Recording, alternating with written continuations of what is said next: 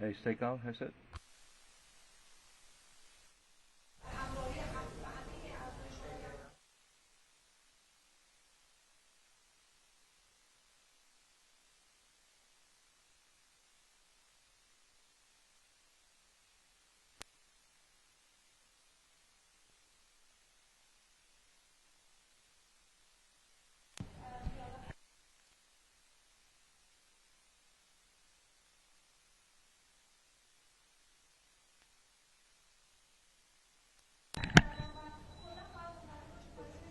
Okay, check, check, check. Security Council stakeout, podium microphone.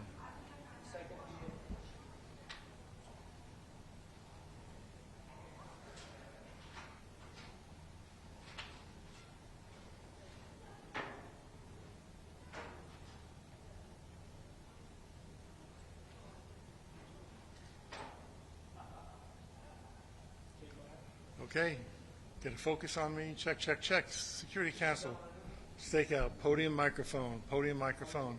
It's good? Looks good? Check, check. Boom. Boom, boom, boom. One of the booms. Check, check, boom. Camera right, boom. Check, boom. Okay. Camera left, boom. Camera left, boom. 1, 2, 3, 4. Okay.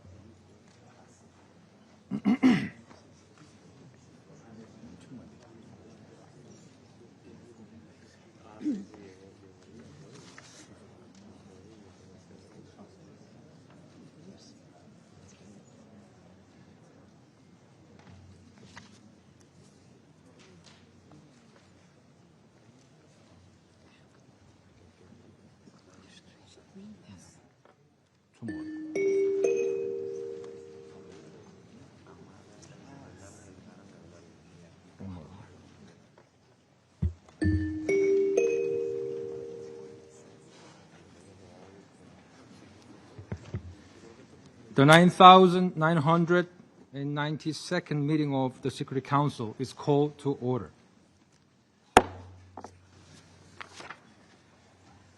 The provisional agenda for this meeting is the situation in the Middle East. The agenda is adopted.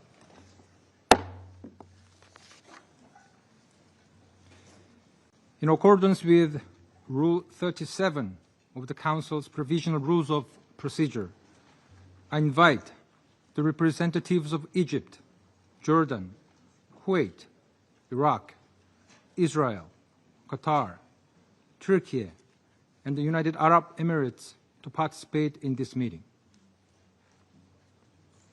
It is so decided.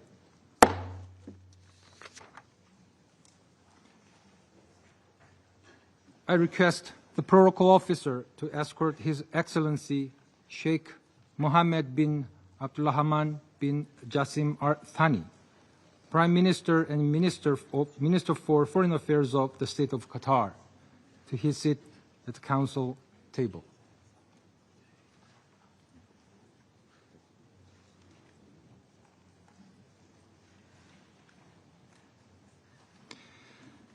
On behalf of the Council, I welcome His Excellency Mr. Ayman Safadi, Deputy Prime Minister and Minister for Foreign Affairs and Expatriate of the Hashemite Kingdom of Jordan.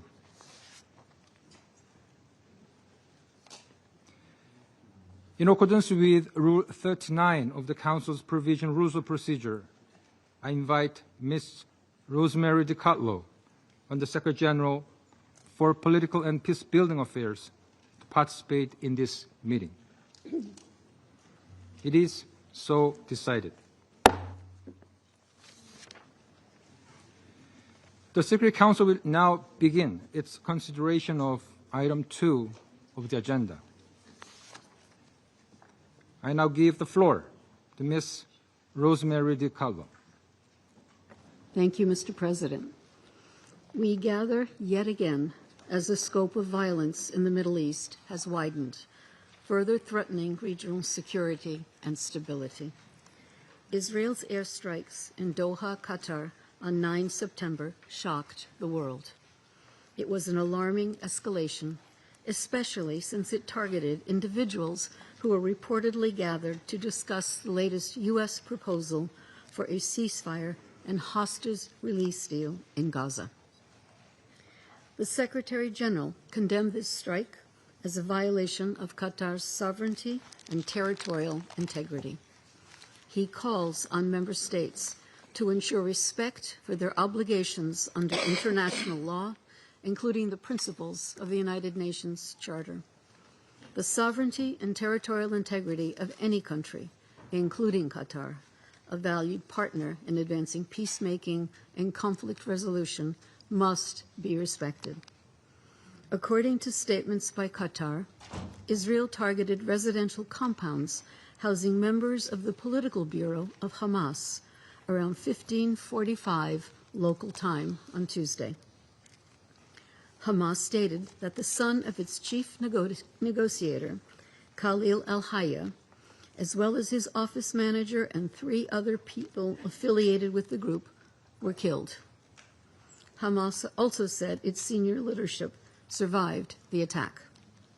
According to Qatar, 1 Qatari security officer was killed and 7 other security personnel were injured.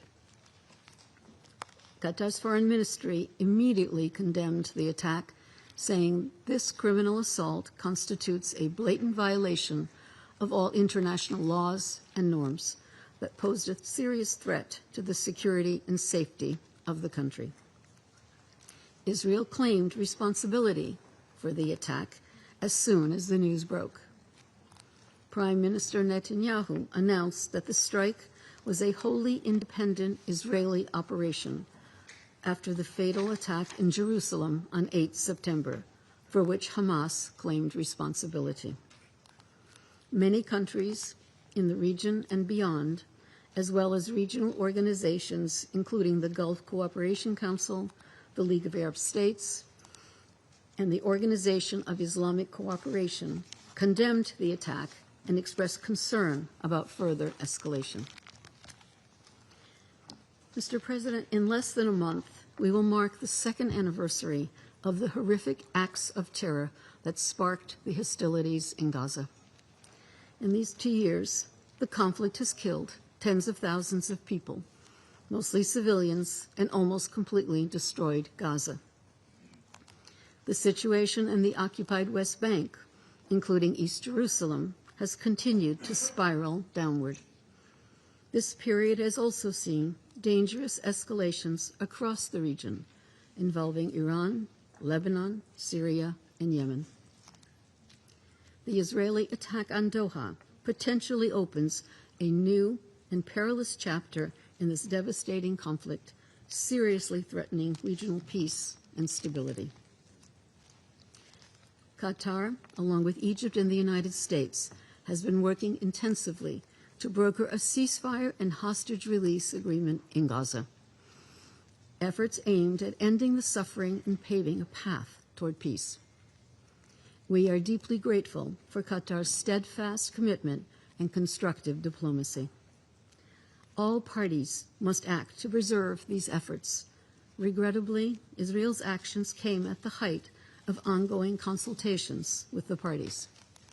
Any action that undermines the work of mediation and dialogue weakens confidence in the very mechanisms we depend on for conflict resolution. Preserving the integrity of negotiation and mediation channels is crucial for fostering the trust that parties need to engage in meaningful dialogue. It is also vital for safeguarding the norms that underpin diplomacy and peacemaking. Durable and just solutions to the crises in the Middle East will not come out of more violence and more fighting.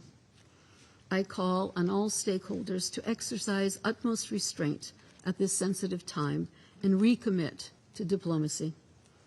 The urgency of a ceasefire and hostage release deal in Gaza has never been greater. Strike a deal, free the hostages, end the suffering of the people of Gaza. Thank you, Mr. President. I thank Ms. DiCarlo for her briefing. I now give the floor to those council members who wish to make statements. I give the floor to the representative of Algeria. Thank you, President. At the outset, I would like to thank Under-Secretary General DiCarlo for her briefing.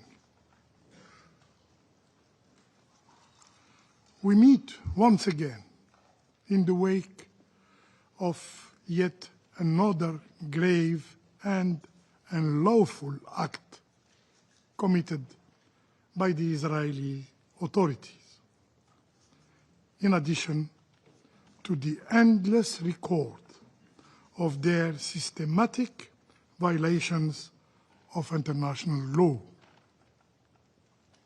Israel behaves as if law does not exist, as if borders are illusions, as if sovereignty itself is a dispensable notion, as if the UN Charter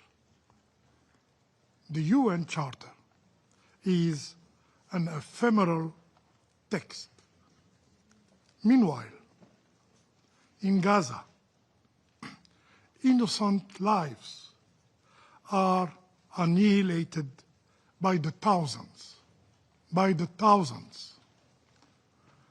The world watches helplessly, horrific image of destruction, devastation, and human despair.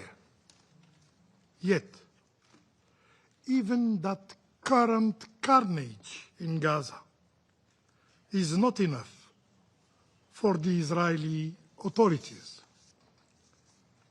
In the span of days, Israel has struck Syria, Lebanon, Yemen, and now a renowned peace broker, the state of Qatar.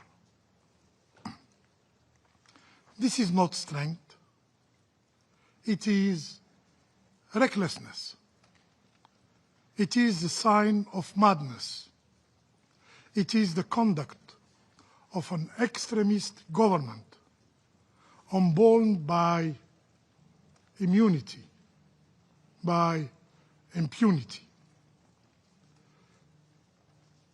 A government dragging the region and the whole world toward the abyss. Mr. President, Algeria strongly condemns and denounces the cowardly Israeli aggression that targeted the Qatari capital, Doha. We express our full solidarity with the brotherly state and people of Qatar. The recent attack in Doha is more than a violation of sovereignty of a UN member. It is an affront to diplomacy itself.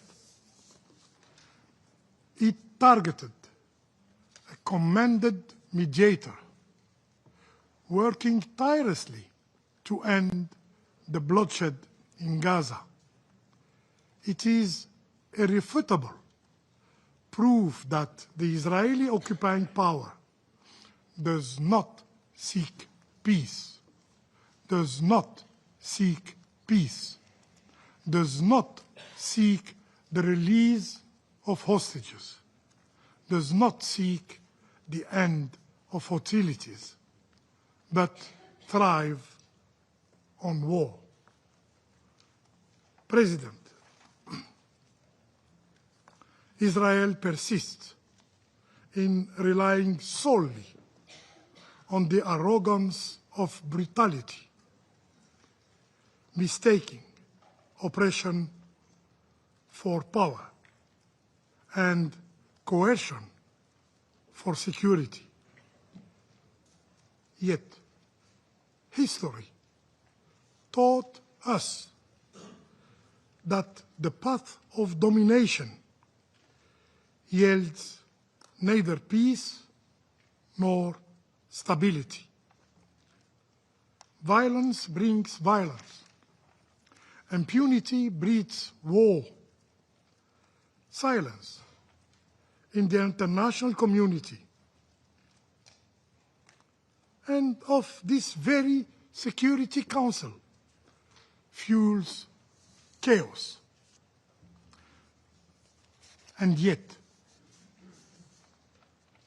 this very council remains constrained, unable even to name the aggressor, to qualify aggression as a violation of international law.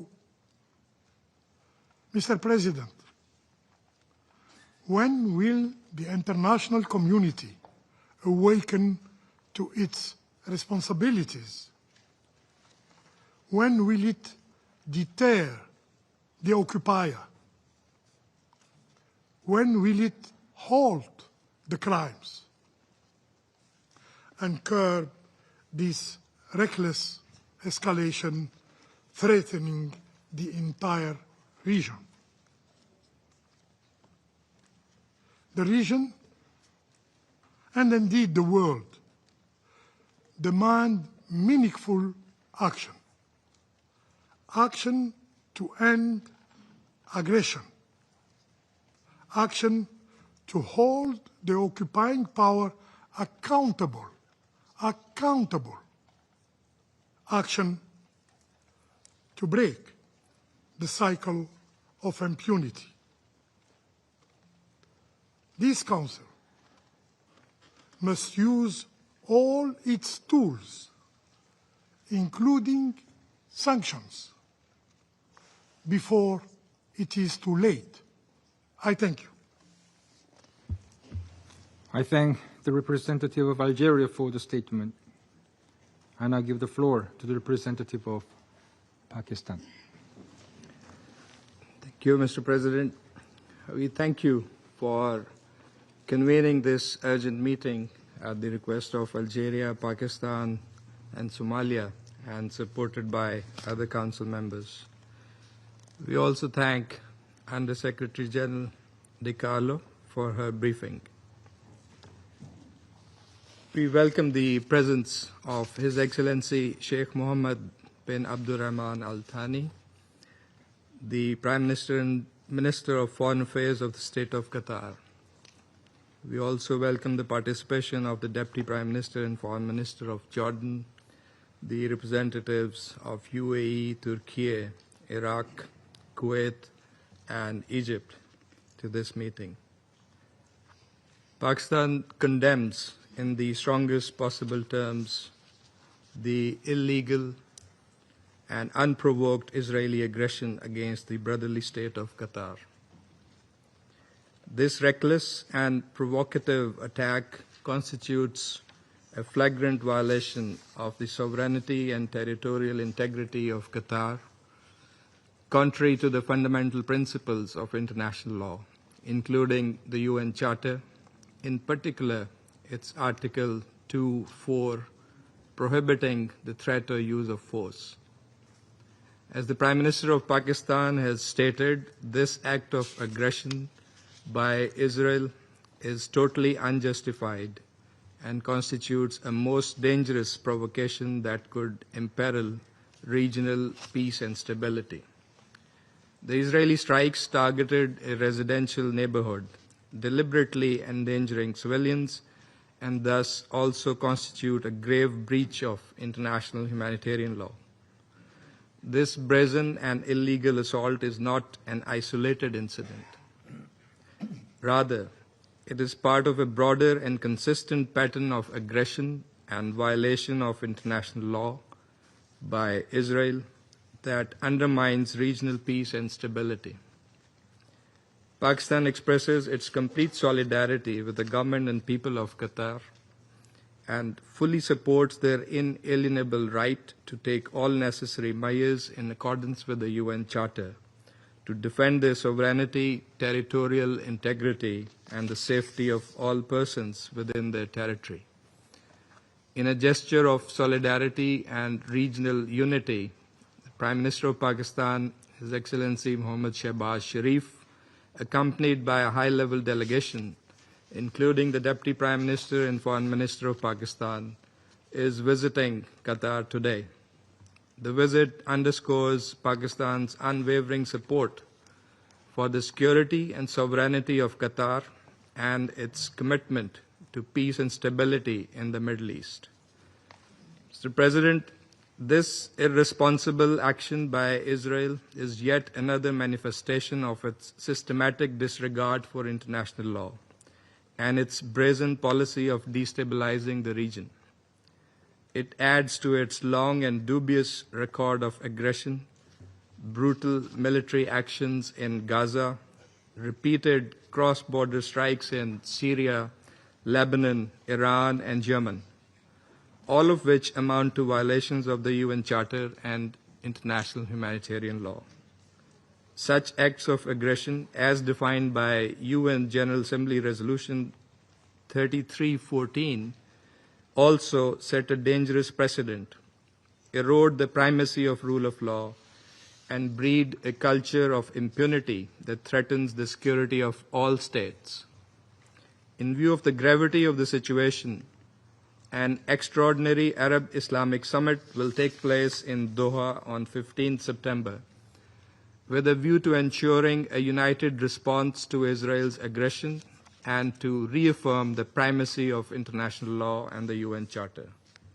Pakistan will participate in this important meeting at the high level. Mr. President, at a time when delicate negotiations on Gaza peace deal were progressing towards a possible breakthrough, striking the territory of a principal mediator and those directly involved in negotiations is a deliberate attempt to sabotage diplomacy, derail peace efforts, and prolong the suffering of civilians. It is evident that Israel, the occupying power, is bent on doing everything to undermine and blow up every possibility of peace. It also raises serious questions whether the return of hostages was indeed a priority. Clearly, Israel's destructive policies are incompatible with the international community's quest for peace and stability. Sadly, it has been emboldened by the weak response and inaction by this Council. Pakistan commends Qatar's important and constructive role in facilitating mediation efforts, including for a ceasefire and release of hostages, which has been widely and consistently appreciated by all Council members, together with the role of Egypt and the United States. We recognize Qatar's tireless and principled engagement with all parties, often under most challenging circumstances, to keep the channels of dialogue open and advance prospects of peace. Qatar has consistently demonstrated leadership, wisdom, and commitment to humanitarian principles, working in close coordination with regional and international partners to bridge divides, promote peace, reduce tensions, and alleviate the plight of the Palestinian people. Undermining such a credible and indispensable mediator threatens to extinguish one of the few viable pathways towards a just and lasting peace. Targeting Qatar is thus not only an attack on a sovereign state, but also an attack on diplomacy and mediation itself. Pakistan welcomes the Security Council's condemnation of the strikes in Doha and expression of support for the sovereignty and territorial integrity of Qatar in line with the principles of the UN Charter. The Council must go beyond, must hold Israel accountable, safeguard the role and protection of mediators engaged in peace efforts, and recommit to the centrality of international law and the UN Charter in maintaining international peace and security. Mr. President, the root cause of recurring crises and instability in the Middle East is Israel's prolonged occupation of Arab lands and its persistent defiance of international law and international legitimacy. Durable peace can only be achieved through a comprehensive political settlement, including an end to the occupation of Arab lands, particularly the occupied Palestinian territories. Pakistan calls for an immediate, unconditional, and permanent ceasefire across Gaza and all occupied Palestinian territories. Full and unimpeded humanitarian access to the besieged and starved Palestinian population, and reinvigoration of a genuine and irreversible political process to end the Israeli occupation, leading to the realization of a sovereign, viable, and contiguous Palestinian state based on the pre-1967 borders, with Al-Quds al-Sharif as its capital. Pakistan stands shoulder to shoulder with the leadership and the brotherly people of Qatar in defense of their sovereignty, dignity, and territorial integrity. We remain steadfast in our commitment to uphold the principles of international law and the UN Charter, and to work with the international community to secure lasting peace in the Middle East. I thank you. I thank the representative of Pakistan for the statement.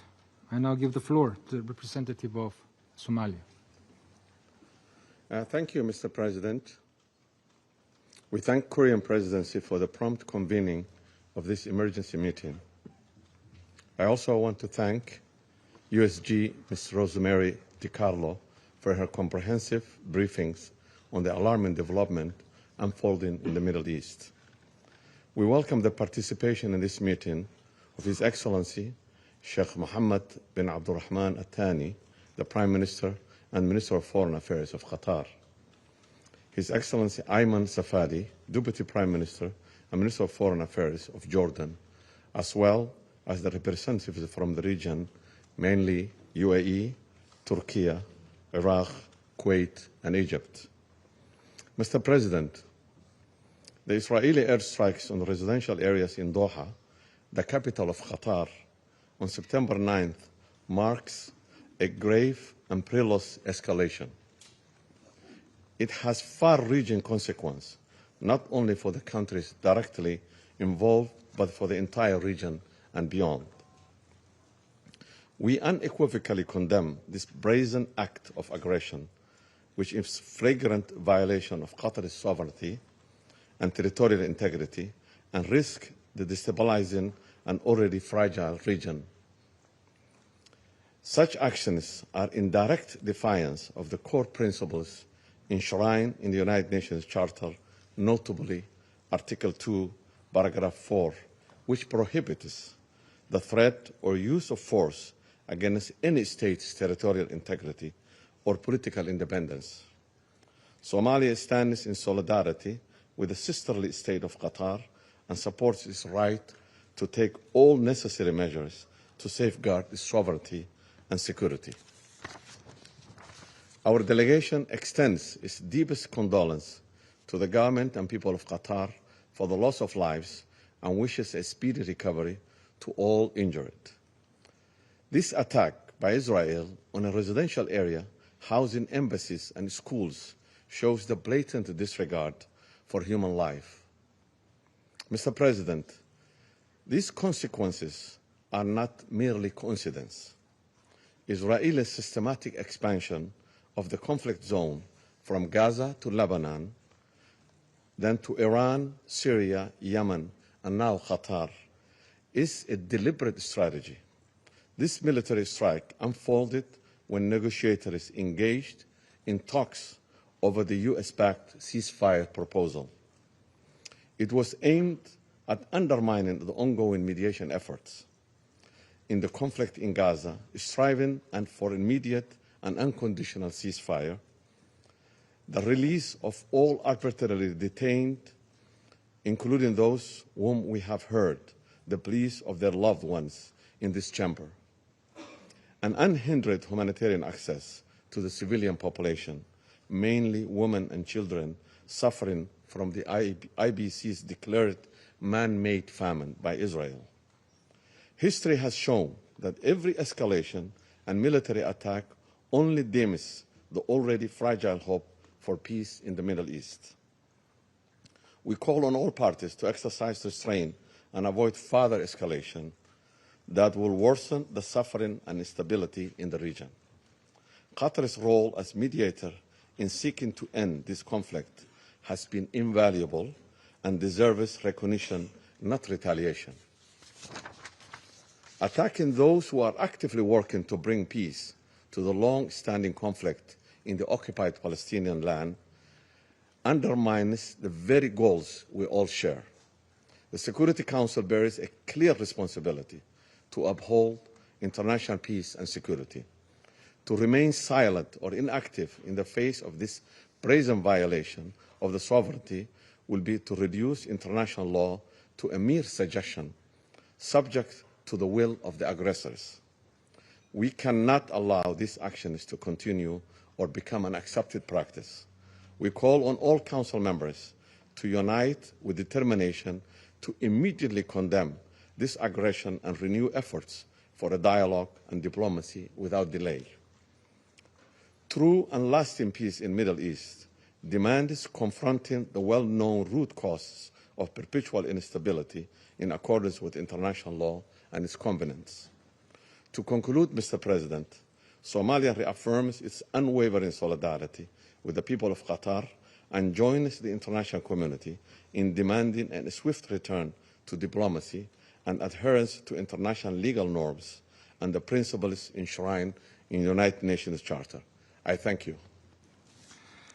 I thank the representative of Somalia for the statement. I now give the floor to the representative of the United States. Thank you, Mr. President, and we welcome Korea's presidency of the Council this month. I would like to thank Undersecretary General Rosemary DiCarlo for your briefing. And the United States would like to offer our sincere condolences to the family of the Qatari Internal Security Force member killed in the attack. I would also like to welcome our distinguished guests today, Prime Minister Sheikh Mohammed bin Abdulrahman bin Jassim Al Thani, Foreign Minister Ayman Safadi, His Excellency Dr. Anwar Gargash, who are all with us. Unilateral bombing inside Qatar, a sovereign nation working very hard and bravely, taking risks alongside the United States to broker peace, does not advance Israel's or America's goals. That said, it is inappropriate for any member to use this to question Israel's commitment to bringing their hostages home. Eliminating Hamas, which has profited off of the misery of those living in Gaza, is a worthy goal. Hamas and other terrorists must have no future in Gaza. Only after the terror group's removal can Gaza advance toward a better future, and can Israel be secure within its own borders. Colleagues, President Trump wants all of the hostages, living and dead, released, and this war to end now. And it will end if Hamas disarms, releases the hostages, and surrenders. But right now, Hamas continues to threaten Israel's security and deliberately prolong the anguish. That anguish must come to an end. Hamas must immediately release the remaining hostages, including all of those hostages brutally murdered. Prime Minister Netanyahu reiterated to President Trump his desire for peace when the two spoke yesterday. Notwithstanding the unfortunate nature of this incident, President Trump believes it could serve as an opportunity for peace. The President assured the Emir, as well as the Prime Minister of Qatar, that such a thing would not happen again on their soil. The United States will continue to work to release all the hostages, reach a ceasefire, provide humanitarian assistance, and end this conflict. Council and UN member states must continue to pressure Hamas to release the hostages, disarm, and surrender, rather than give the terrorist group a lifeline. Mr. President, the United States has worked tirelessly with Qatar and Egypt to end this horrific conflict. The region's people deserve a path forward, full of opportunity and free of Hamas. I thank you. I thank the representative of the United States for the statement. I now give the floor to the representative of Greece. Thank you, Mr. President. I would like to thank Rosemary DiCarlo for her briefing. I also welcome the participation of His Excellency the Prime Minister of Qatar and His Excellency the Deputy Prime Minister and Minister for Foreign Affairs of the Hashemite Kingdom of Jordan. Mr. President, we find today's meeting on the recent Israeli strike targeting the political bureau of Hamas in Doha to be of particular importance. We are gravely concerned about the strike in Doha.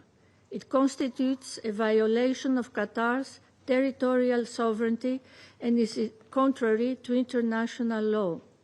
Any further escalation in the region is of deep concern to us, and we call for an immediate de-escalation.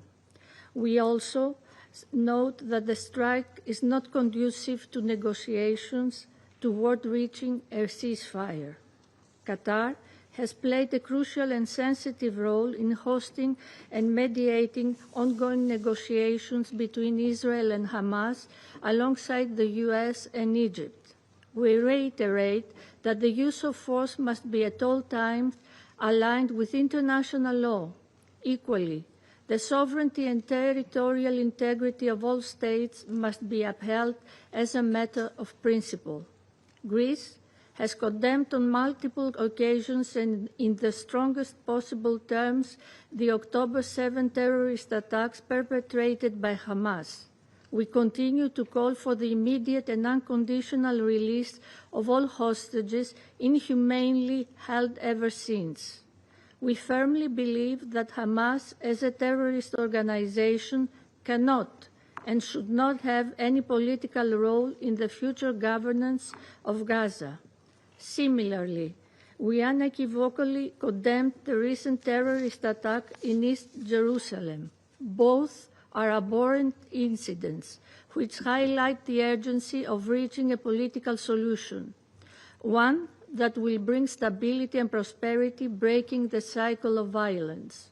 In this context, disrupting ongoing diplomatic efforts is dangerous. Mr. President, dear colleagues, the diplomatic channel spearheaded by the US, Egypt, and Qatar has provided thus far the only credible pathway for ending the suffering. It was through this channel that some hostages could rejoin their loved ones in the beginning of the year. It was through this channel that a ceasefire, allowing for much-needed relief for the suffering Palestinian population, was brokered back in January. As this suffering in Gaza continues and hostages remain in the captivity of Hamas, a ceasefire is once again sorely needed. Dialogue, no matter how fragile, must therefore be protected. It is absolutely necessary and essential for moving towards de-escalation and lasting peace. Echoing the statement of the Secretary General, we urge all parties to recommit to the diplomatic process with a sense of utmost urgency. The road ahead is difficult and challenging. Efforts aiming at a ceasefire must not be derailed. Only a ceasefire, paving the way for a political two-state solution, will allow for the spiral of violence to end. It must come to an end now. Thank you, Mr. President. I thank the representative of Greece for the statement. I now give the floor to the representative of Russian Federation. Mr. President, we thank the presidency for the prompt convening of the meeting in connection with Israeli strikes on Qatar at the request of Algeria, with support from Somalia, Pakistan, France, and the United Kingdom. We are grateful to the Undersecretary General, Rosemary DiCarlo, for the briefing. We attentively studied the position of the Qatari side, which was set out in the letter which was circulated on the 9th of September. We believe that such assessments of what transpired will be provided by the Prime Minister, Minister for Foreign Affairs of Qatar. We welcome your participation, Mr. Prime Minister. Mr. Minister, as well as the Minister of Representative of Jordan, as well as other participants. Mr. President, the Russian Federation condemns in no uncertain terms the attack carried out by Israel on 9 September targeting a residential compound in Doha, the stated target of which was the senior leadership of the Palestinian Hamas movement. As a result of this egregious attack, according to preliminary reports, 6 people died, including a staff member of the Interior Ministry of Qatar, and Emirati citizens died. We are very much concerned by the fact that the Israeli Air Force carried out strikes targeting a residential area in the Qatari capital, where foreign missions are carried out, where foreign missions are located. The Russian diplomatic mission is 600 meters from the area of the attack, as well as there are homes there and busy roads, as well as schools and kindergartens. In other words, the victim of this large-scale airstrike, which was carried out in the middle of the working day at 15:45 local time, could have been far greater. The number of casualties could have been far greater. These are innocent civilians, including our diplomatic colleagues, their wives, and their children. They're in an egregious violation of the sovereignty of sovereignty of states, as well as the creation of grave threats to the safety of ordinary civilians, have no justification. We fully share the assessments of the Secretary General about the inadmissibility of Israeli strikes targeting Qatar, which represents an encroachment upon the territorial integrity of an independent state. We also agree with the statement of the SG about the positive role of Qatar and its intention to desire and focus on putting an end to the conflict which has lasted for nearly 2 years, the war in the Gaza Strip which has lasted for nearly 2 years. What is particularly cynical is the fact that Doha, as one of the key mediators between Palestinians and Israelis, has over recent months been tirelessly working to end the bloodshed in Gaza and for the release of detained persons. The Hamas leadership, according to reports, was willing to move towards the achievement of these agreements. And precisely when the missile strikes were carried out on 9 September, the leadership of the movement was discussing in Doha the latest proposal of the U.S. Special Envoy, Steve Witkoff.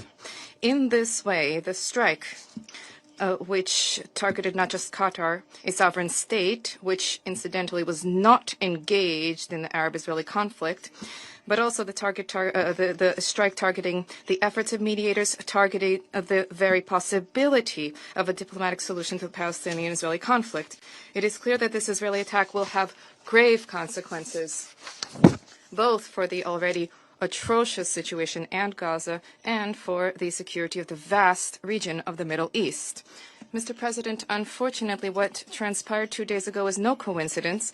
This is the logical consequence of the utter impunity of West Jerusalem, which time and time again has been testing the limits of what is possible, and it is opening up new horizons for itself by exploiting the international diplomatic cover provided by Washington. And the carrying out of these unprovoked acts of force by Israel is camouflaged by slogans about imagined threats to the security of the Jewish state at the so-called seven fronts. We remember perfectly well on the evening of 31 July 2024 in Tehran, the former head of the Hamas Politburo, Ismail Haniyeh, was killed. At that time, the leader of the Palestinian movement was in the Islamic Republic of Iran with an official invitation to participate at the inauguration ceremony of the elected president of Iran, Masoud Pezeshkian.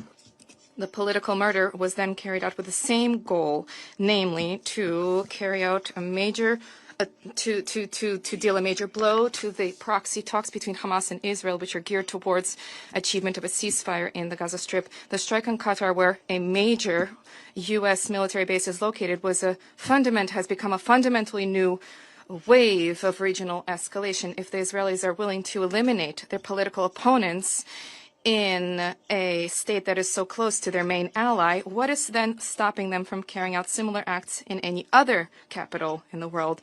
Why then, in principle, why should we, in principle, conduct scrupulous negotiations on a ceasefire and the release of hostages if it is simply possible to place a bullet in the skull of one's interlocutor?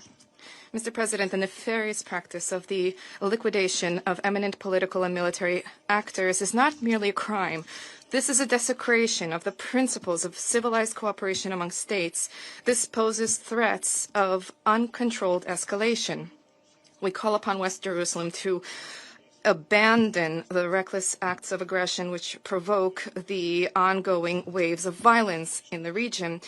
There is a need for all members of the Council to send a similar message. I believe that it is clear now to all that Washington's stated focus on so-called quiet diplomacy not only is failing to yield results, but this is fraught with generating new risks and further escalating tensions in the already fraught atmosphere. And by specifically referring to that premise, the U.S. delegation has for nearly 2 years been blocking all efforts at the Security Council. It is difficult to identify where lightning needs to strike for Washington to finally recognize that multilateral diplomacy through the Council is not just not an obstacle, but this is the only tool that is available and necessary to reverse the situation on the ground. In this connection, we support the focus of the 10 non-permanent members of the Council to advance a draft Security Council resolution on the situation in Gaza, with an emphasis on the demand for Israel to lift all limitations on the delivery of humanitarian assistance to the Strip. We trust that this product will also incorporate a call for a ceasefire, without which it will be simply impossible to alleviate the humanitarian situation there. We believe that the adoption of the resolution will be an important and effective measure to alleviate the plight of the Palestinian people. Mr. President, to conclude, I wish to once again extend solidarity to the people and leadership of Qatar who have been targeted by the hawkish military political cabinet in Israel.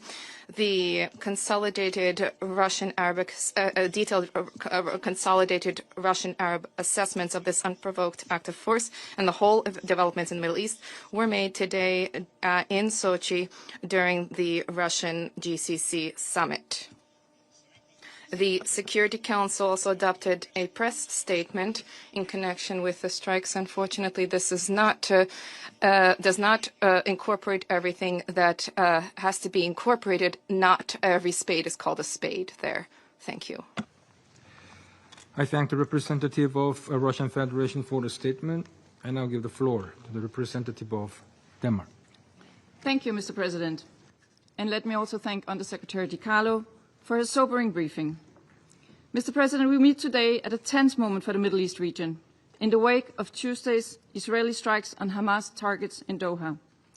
At the outset, let me be clear that this serious violation of the sovereignty and territorial integrity of Qatar is unacceptable. We condemn these strikes in line with the press statement agreed by all Council members. It raises serious questions under international law. Your Excellency Prime Minister Atani, Denmark expresses our most sincere solidarity with you, your government, and the people of the state of Qatar.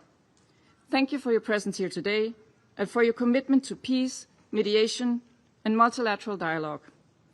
I also welcome His Excellency Deputy Prime Minister and Foreign Minister Safadi and His Excellency Dr. Gagash to the Council. Mr. President, we've said it before, but it remains equally relevant today.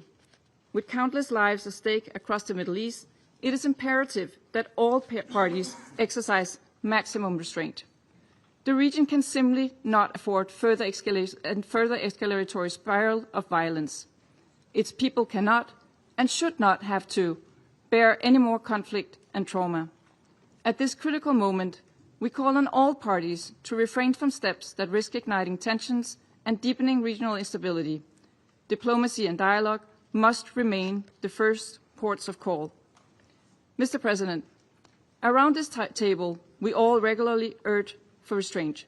All the while, the war in Gaza continues to rage. To be clear, this war must end immediately. Every effort must be made towards this objective, including from this Council. Every day, the devastating humanitarian consequences are made painfully clear. There's famine in Gaza. People are starving to death in Gaza. Civilian infrastructure is destroyed. The list of horrors is long. We have a responsibility to act as a Council, as an international community, as human beings. The immediate priorities remain threefold: an immediate, unconditional, and permanent ceasefire, the unconditional and dignified immediate release of all hostages, and the lifting of all restrictions on humanitarian aid into Gaza. All parties must work urgently towards achieving these aims. Mr. President, Denmark reiterates its firm condemnation of the terrorist attacks on October 7 perpetrated by Hamas. As we have repeated countless times, there can be no justification for this attack, nor for the undignified treatment of the hostages, and there can be no role for Hamas in Gaza. We have also consistently stressed that Israel's response must be exercised in full compliance with international law, including international humanitarian law. In closing, Mr. President, peace cannot be built on the rubble of destroyed buildings and cities, but on the firm foundation of dialogue and negotiation, a foundation that Qatar, along with the United States and Egypt, has been diligently and tirelessly working to create. These efforts have Denmark's full support. They offer a future that conflict never can, a future defined not by fear, not by a constant risk of escalation, but by stability for all countries and all people of the region. This is the challenge that the international community, and especially this Council, must rise to meet. This is not only demanded for the Council, but also the very mission of this organization. We must spare no effort to achieve it. I thank you. I thank the representative of Denmark for the statement. I now give the floor to the representative of United Kingdom. Thank you, President. And I'd like to thank USG Dicarlo for her briefing today. I'd also like to warmly welcome to the Chamber His Excellency the Prime Minister of Qatar, His Excellency the Deputy Prime Minister of Jordan, and His Excellency Dr. Gargash of the UAE. I'll make 3 points. First, let me underscore this from the outset. The United Kingdom stands in full and unwavering solidarity with Qatar and condemns Israel's strikes on Doha. These strikes are a flagrant violation of the sovereignty and territorial integrity of Qatar. They risk both further escalation across the region and setting back negotiations for a ceasefire. We offer our condolences to the families and friends of Qatari personnel who were tragically killed. Our thoughts are with their loved ones and with the injured.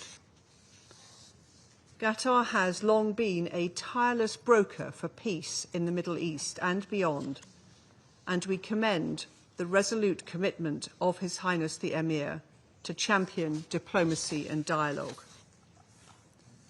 So to reiterate, we fully condemn the strikes on Qatar, which will do nothing to deliver peace in the Middle East or to help safeguard Israel's long-term security.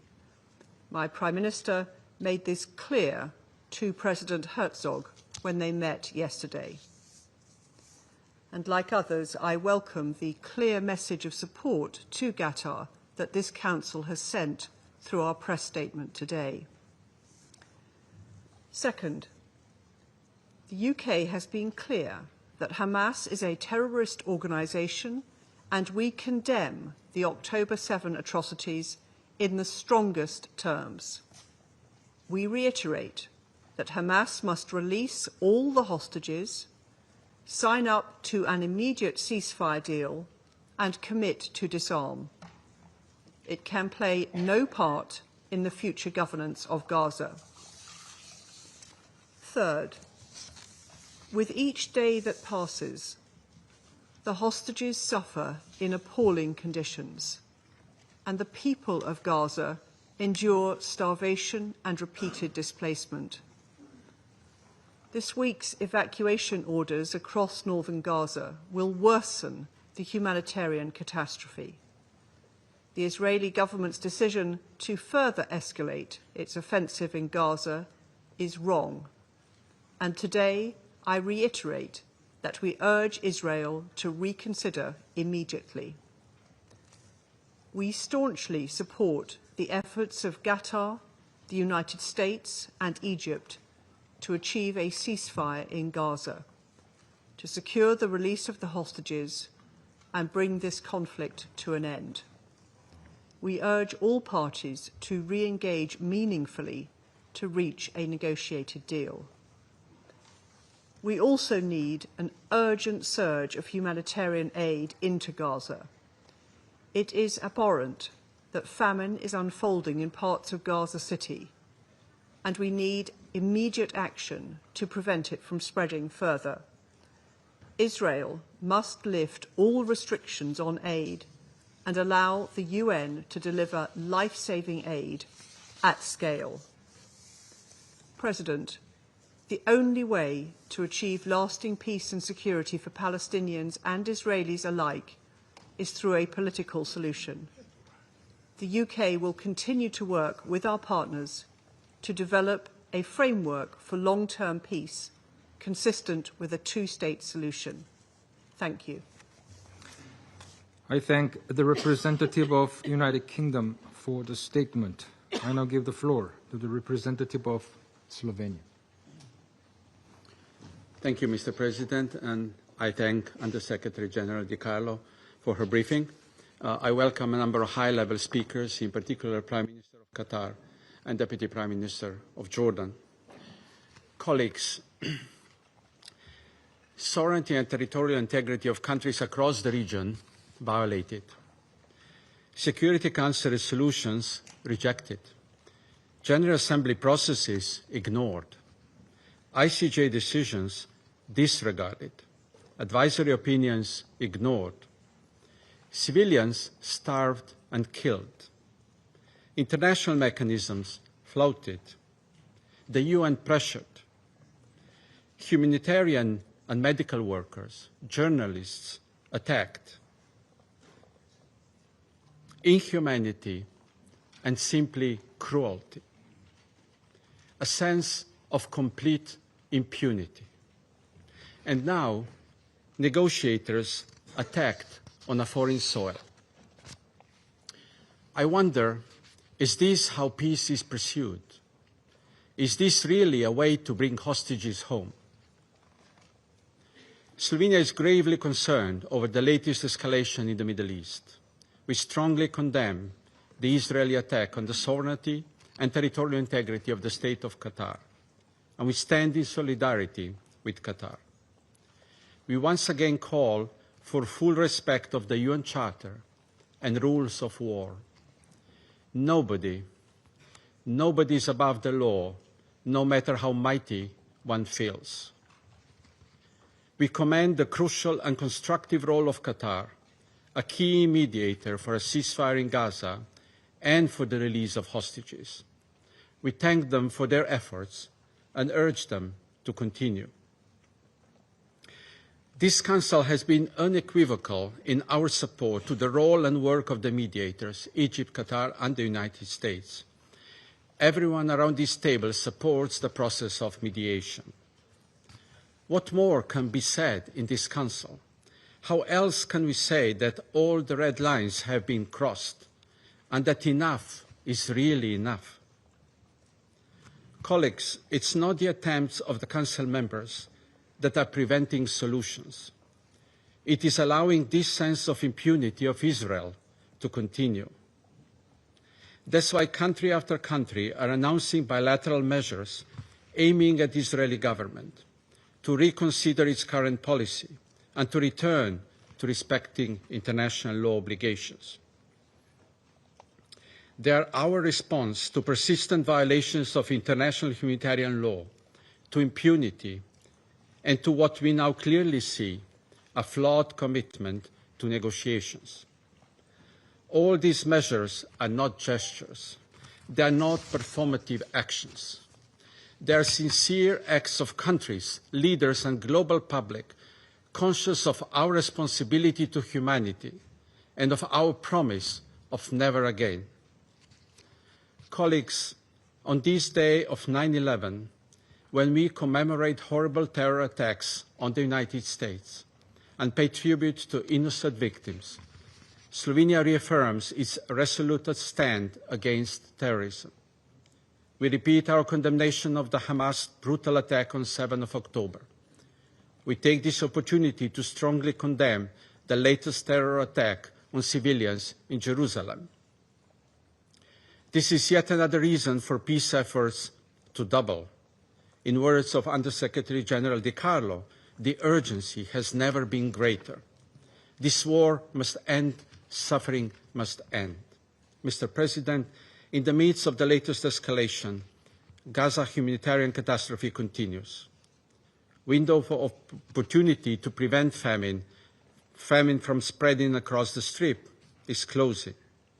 New offensive is relentlessly pounding what is left in the middle of ruins. Instead of packing a backpack to start a new school year, Gaza children are forced to pack what is left of their belongings to be displayed yet again. So let me state the obvious. We need a ceasefire. Hostages must be released. Hindrance of aid deliveries must end. The negotiations have certainly seen its share of obstacles from both parties, but an escalation of this sort is not contributing to peace. So we appeal for a renewed commitment to negotiations in good faith by both parties to the conflict. Thank you. I thank the representative of Slovenia for the statement, and I give the floor to the representative of Panama. Muchas gracias, señor. Thank you, Mr. President. Panama is grateful for the convening of this emergency meeting, and we're also grateful for the report provided by Ms. Rosemary DiCarlo, Under Secretary General for Political and Peace-Building Affairs. Moreover, we welcome His Excellency Sheikh Mohammed bin Abdulrahman bin Jassim Al Thani to this meeting as Prime Minister and Minister of Foreign Affairs of the State of Qatar.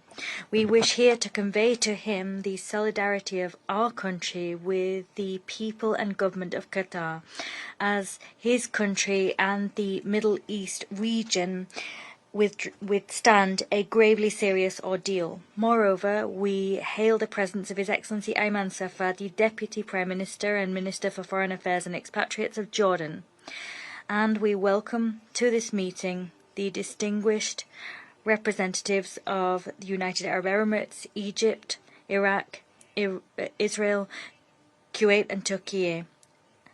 They do us a great honour by being with us today. Panama fervently condemns and repudiates the unstoppable tide of violence in the region of the Middle East. The attacks perpetrated against civilians in Jerusalem on Monday, for which Hamás claimed responsibility, are a demonstration of the extremism and terror that this group has sown for decades.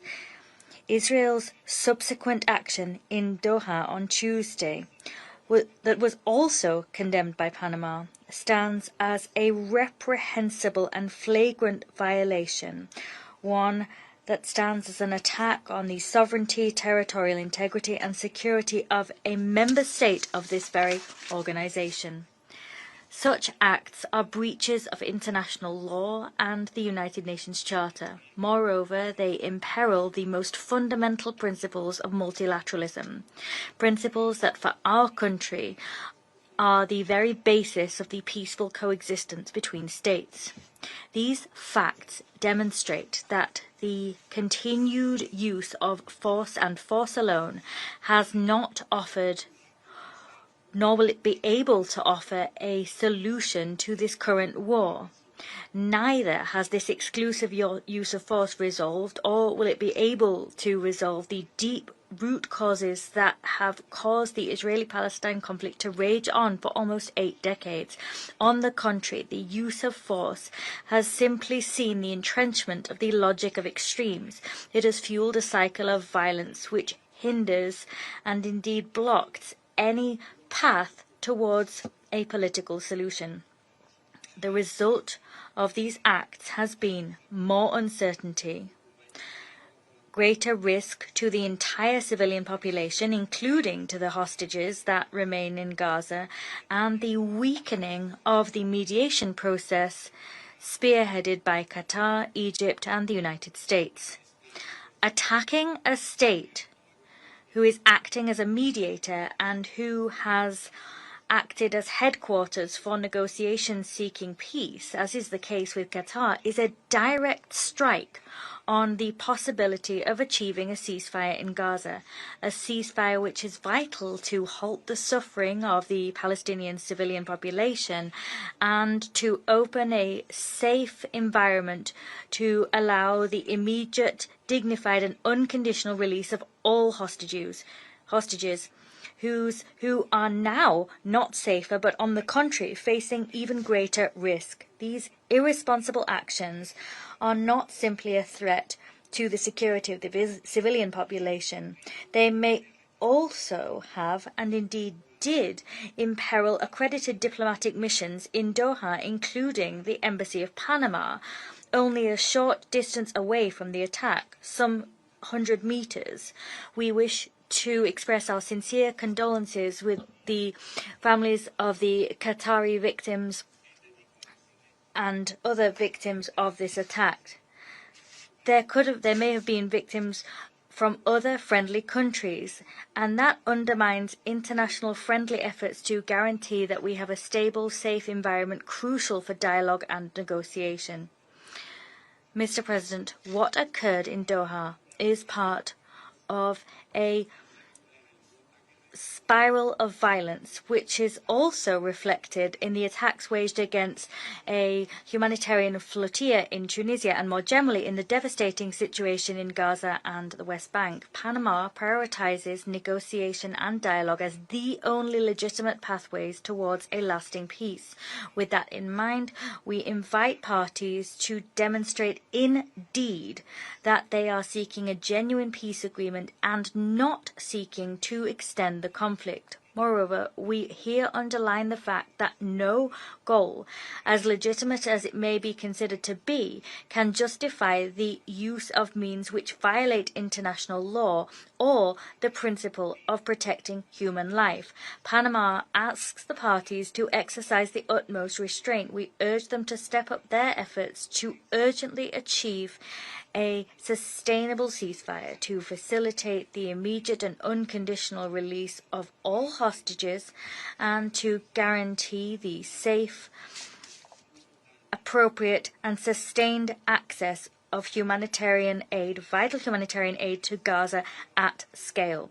The experience of the temporary truce, however short and fragile it was, demonstrated that it is possible to halt human suffering, just as it is to allow the effective delivery of humanitarian aid in an unfettered way and to make progress with releasing the hostages. Mr. President, a source of grave concern is the notion of wishing to justify and wage war on the basis of the premise that the ends justify the means, whatever those ends may be. And this our principles must be upheld, whoever is concerned. The use of this ends justify the means logic will simply sow more destruction and suffering. The indiscriminate witch hunt of enemies does not lead to peace. On the contrary, it merely extends war and worsens the suffering of innocent people that are trapped in the midst of the siege. History has taught us that peace is something negotiated and made with our enemies. The time has come to choose restraint and to allow room for diplomacy before new actions further exacerbate the crisis. Panama reiterates that there is no military solution, only a comprehensive, just and lasting political process based on international law and on the relevant resolutions of the United Nations, as well as on the principle of two states and their peoples living in peace and security, will be able to guarantee the stability of the region and the safety and security of all. Thank you.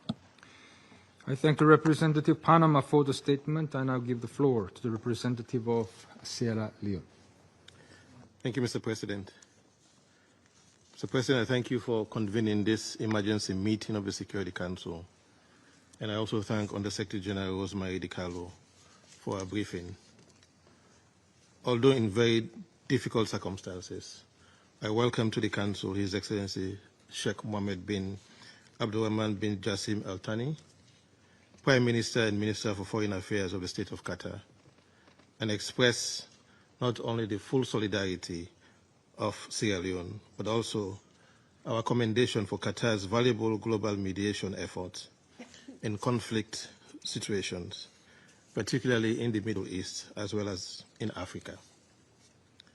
I also welcome to the Council His Excellency Mr. Ayman Safadi, Deputy Prime Minister and Minister for Foreign Affairs and Expatriate of the Hashemite Kingdom of Jordan. Sierra Leone notes the letter dated 9 September 2025 from the Permanent Representative of the State of Qatar, transmitted as document S/2025/563, which draws the Council's attention to the grave incident that has prompted our deliberations. Sierra Leone has consistently upheld the conviction that the Middle East conflict, and in particular the Palestine question, must be resolved through peaceful means in accordance with the Charter of the United Nations. Article 2, Paragraph 3 oblige all member states to settle their dispute by negotiations, mediation, conciliation, arbitration, or other peaceful means while refraining from the threat or use of force, not to endanger international peace and security.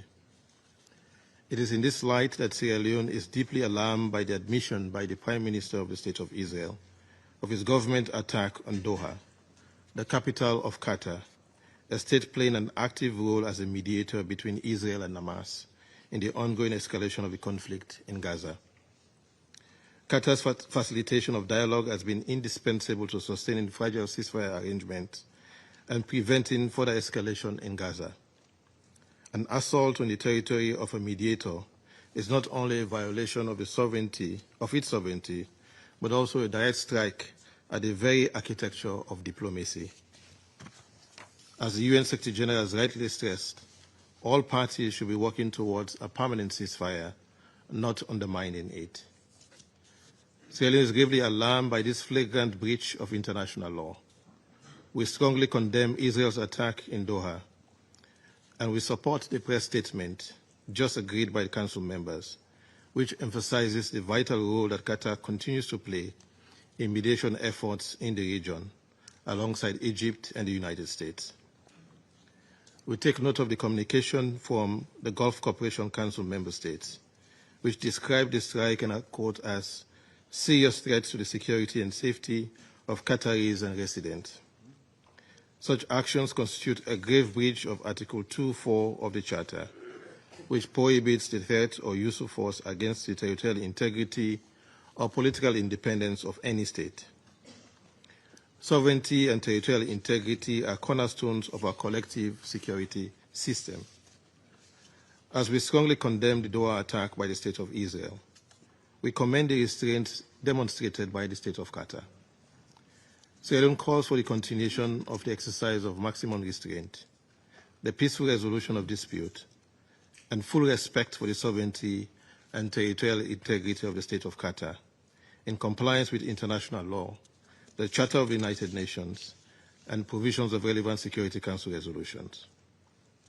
States with influence must leverage such influence for de-escalation and peace in the region. Mr. President, beyond the violation of sovereignty, Sierra Leone is gravely disturbed by reports of targeted assassinations of individuals who should be considered protected persons under international law, particularly international humanitarian law. Equally troubling are reports of such assassinations in residential areas.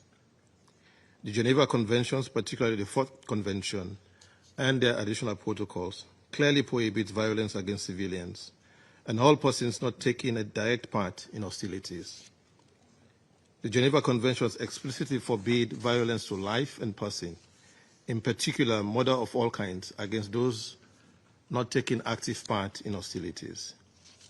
Mediators, negotiators, medical personnel, journalists, humanitarian staff, and civilians remain under the protection of international law. Willful killing of such persons constitutes a grave breach of the Geneva Conventions and a war crime. We are appalled by the deliberate targeting of civilians and mediators under safe conduct, acts that undermine the distinction between combatant and non-combatant, including those not taking part in hostilities, with no continuous combat function, and outside areas of hostilities. We must be clear. International law does not recognize revenge. International law recognizes only lawful self-defense on the use of force against imminent unlawful attack or collective action authorized by the Security Council. Acts motivated by revenge, retaliation are illegal. No justification can excuse deliberate attacks on those who are not engaged in active combat functions. Colleagues, this development points to a larger challenge confronting the international community: the persistence of impunity in the face of serious violation of the UN Charter and international law. When such acts are met with silence or selective responses, perpetrators are emboldened to continue, eroding the credibility and weakening the rules-based international legal order. For the Council, failure to respond risks reducing this body to a bystander in the very crises it is mandated to address, and would amount to a referendum on the system we've built. Sierra Leone therefore urges this Council to affirm unequivocally the inviolability of the sovereignty and territorial integrity of Qatar and all member states to ensure that unlawful assassinations of protected persons are thoroughly investigated, to hold perpetrators accountable under international law, and to redouble efforts to bring the current conflict to an end through genuine good faith negotiations leading to a just and lasting peace.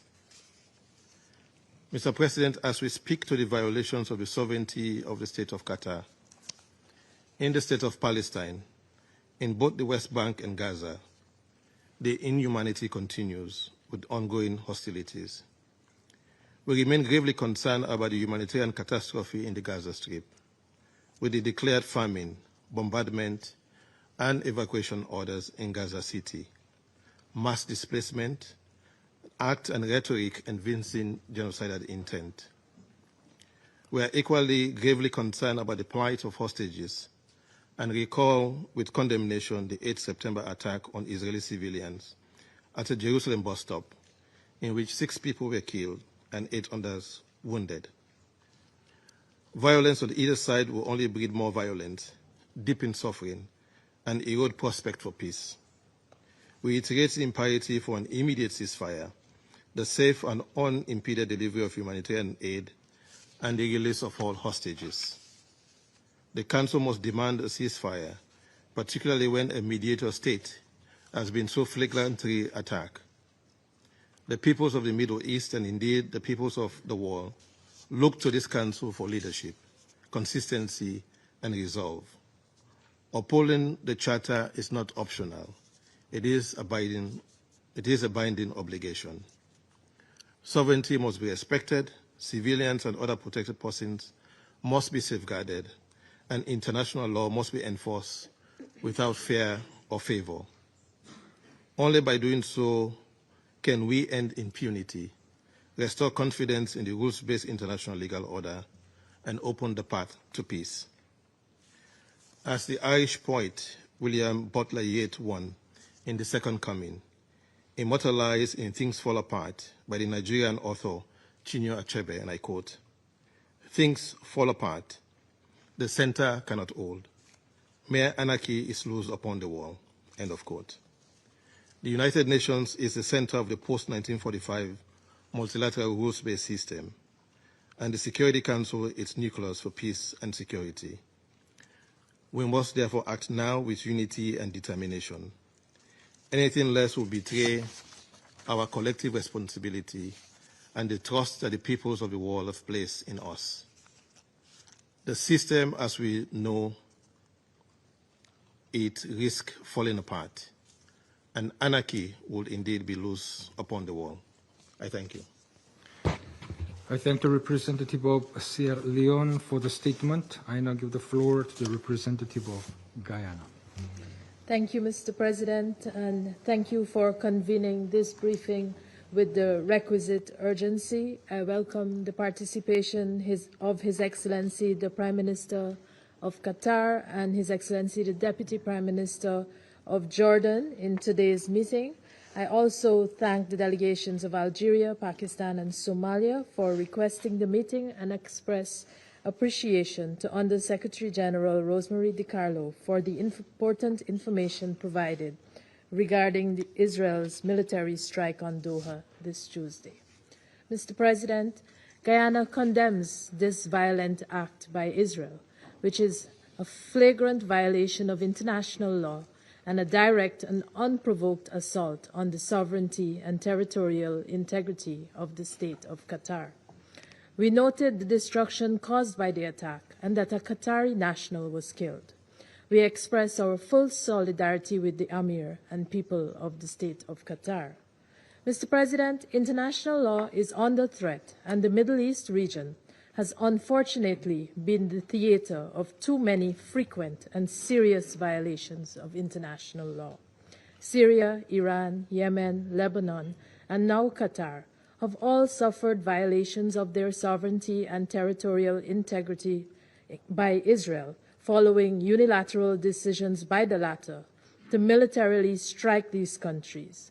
Just yesterday, we received reports of Israel's attack on Yemen involving strikes on civilian and residential facilities and the killing of several persons. Guyana reiterates its strong condemnation of these violations of international law and calls for full accountability for these crimes. The culture of impunity must not be allowed to take root, and this is precisely what is happening in the face of the Council's inability to respond decisively to these breaches of the peace and acts of aggression. Israel's protracted war in Gaza and its unlawful occupation of Palestinian territory remain at the center of the instability in the Middle East. Ending the war in Gaza and resolving the question of Palestine are therefore urgent priorities that the Council must advance pursuant to its responsibility for the maintenance of international peace and security. We further stress that the efforts of mediators to end the war in Gaza and to secure the release of the remaining hostages are seriously undermined and complicated by actions such as those taken by Israel on Tuesday. The success of the mediation efforts depend on the good faith engagement of all parties. The bombing of representatives of one party in the territory of one of the mediators risks setting back peace efforts. Israel's actions also belie its stated commitment to bring the hostages home. The state of Qatar has been a consistent ally in fighting terrorism and has been instrumental in the mediation efforts alongside the United States and Egypt to bring about a diplomatic solution to the war in Gaza and to secure the release of hostages still held there.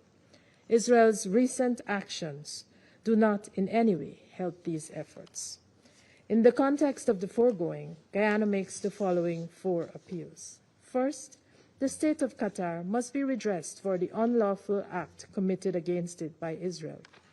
The international order is premised on the rule of law, and states cannot simply contravene international law and the UN Charter in pursuit of unilateral objectives.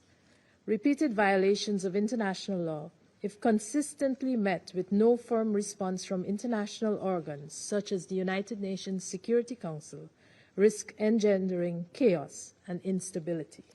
Second, Israel's brutal war on Gaza must end immediately, unconditionally, and permanently. The catastrophic and man-made suffering to which civilians are subjected, and which has now escalated to famine, is a daily and painful reminder of how much this war continues to cost Palestinian civilians. Guyana urges the Security Council to take appropriate and urgent action in keeping with its responsibility to protect Palestinian civilians. Third, Guyana appeals to Israel to cease its warmongering in the already volatile Middle East. Too many fires have been ignited in the region, presenting serious risks to international peace and security. Israel must abide scrupulously with its obligations under international law. Fourth and final, Mr. President, we need strong political will to resolve the question of Palestine in a just, peaceful, and comprehensive manner.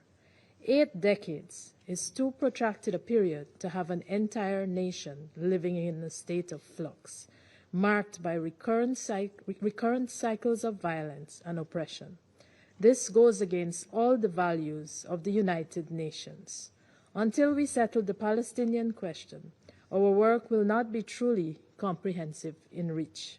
We urge all Council members and the wider membership of the United Nations to resolve that the 80th year of our organization would be the year in which we take strong and positive actions for the Palestinian people in their just struggle for peace and self-determination.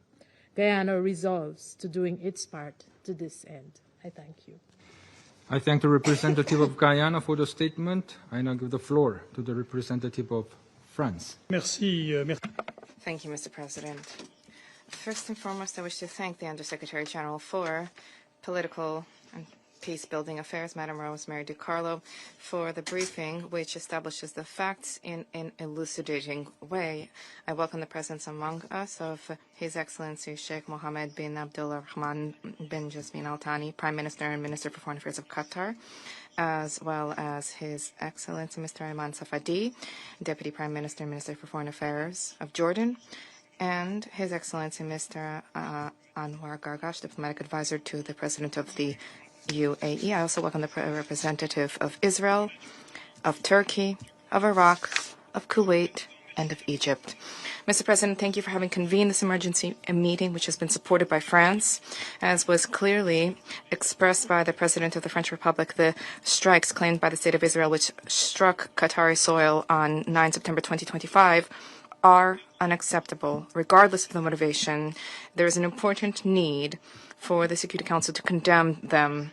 France reaffirms its commitment to respect for the sovereignty and territorial integrity of Qatar in accordance with the principles of the Charter of the United Nations. We extend our full solidarity with the Emir, to the Emir of Qatar, His Highness Excellency Sheikh Tamim Al Thani, as well as the Qatari people. The President of the Republic of France yesterday extended to the Emir of Qatar our full support. These strikes represent a grave violation of international law. Let us recall that the use of force throughout and at all times is strictly regulated by the Charter of the United Nations.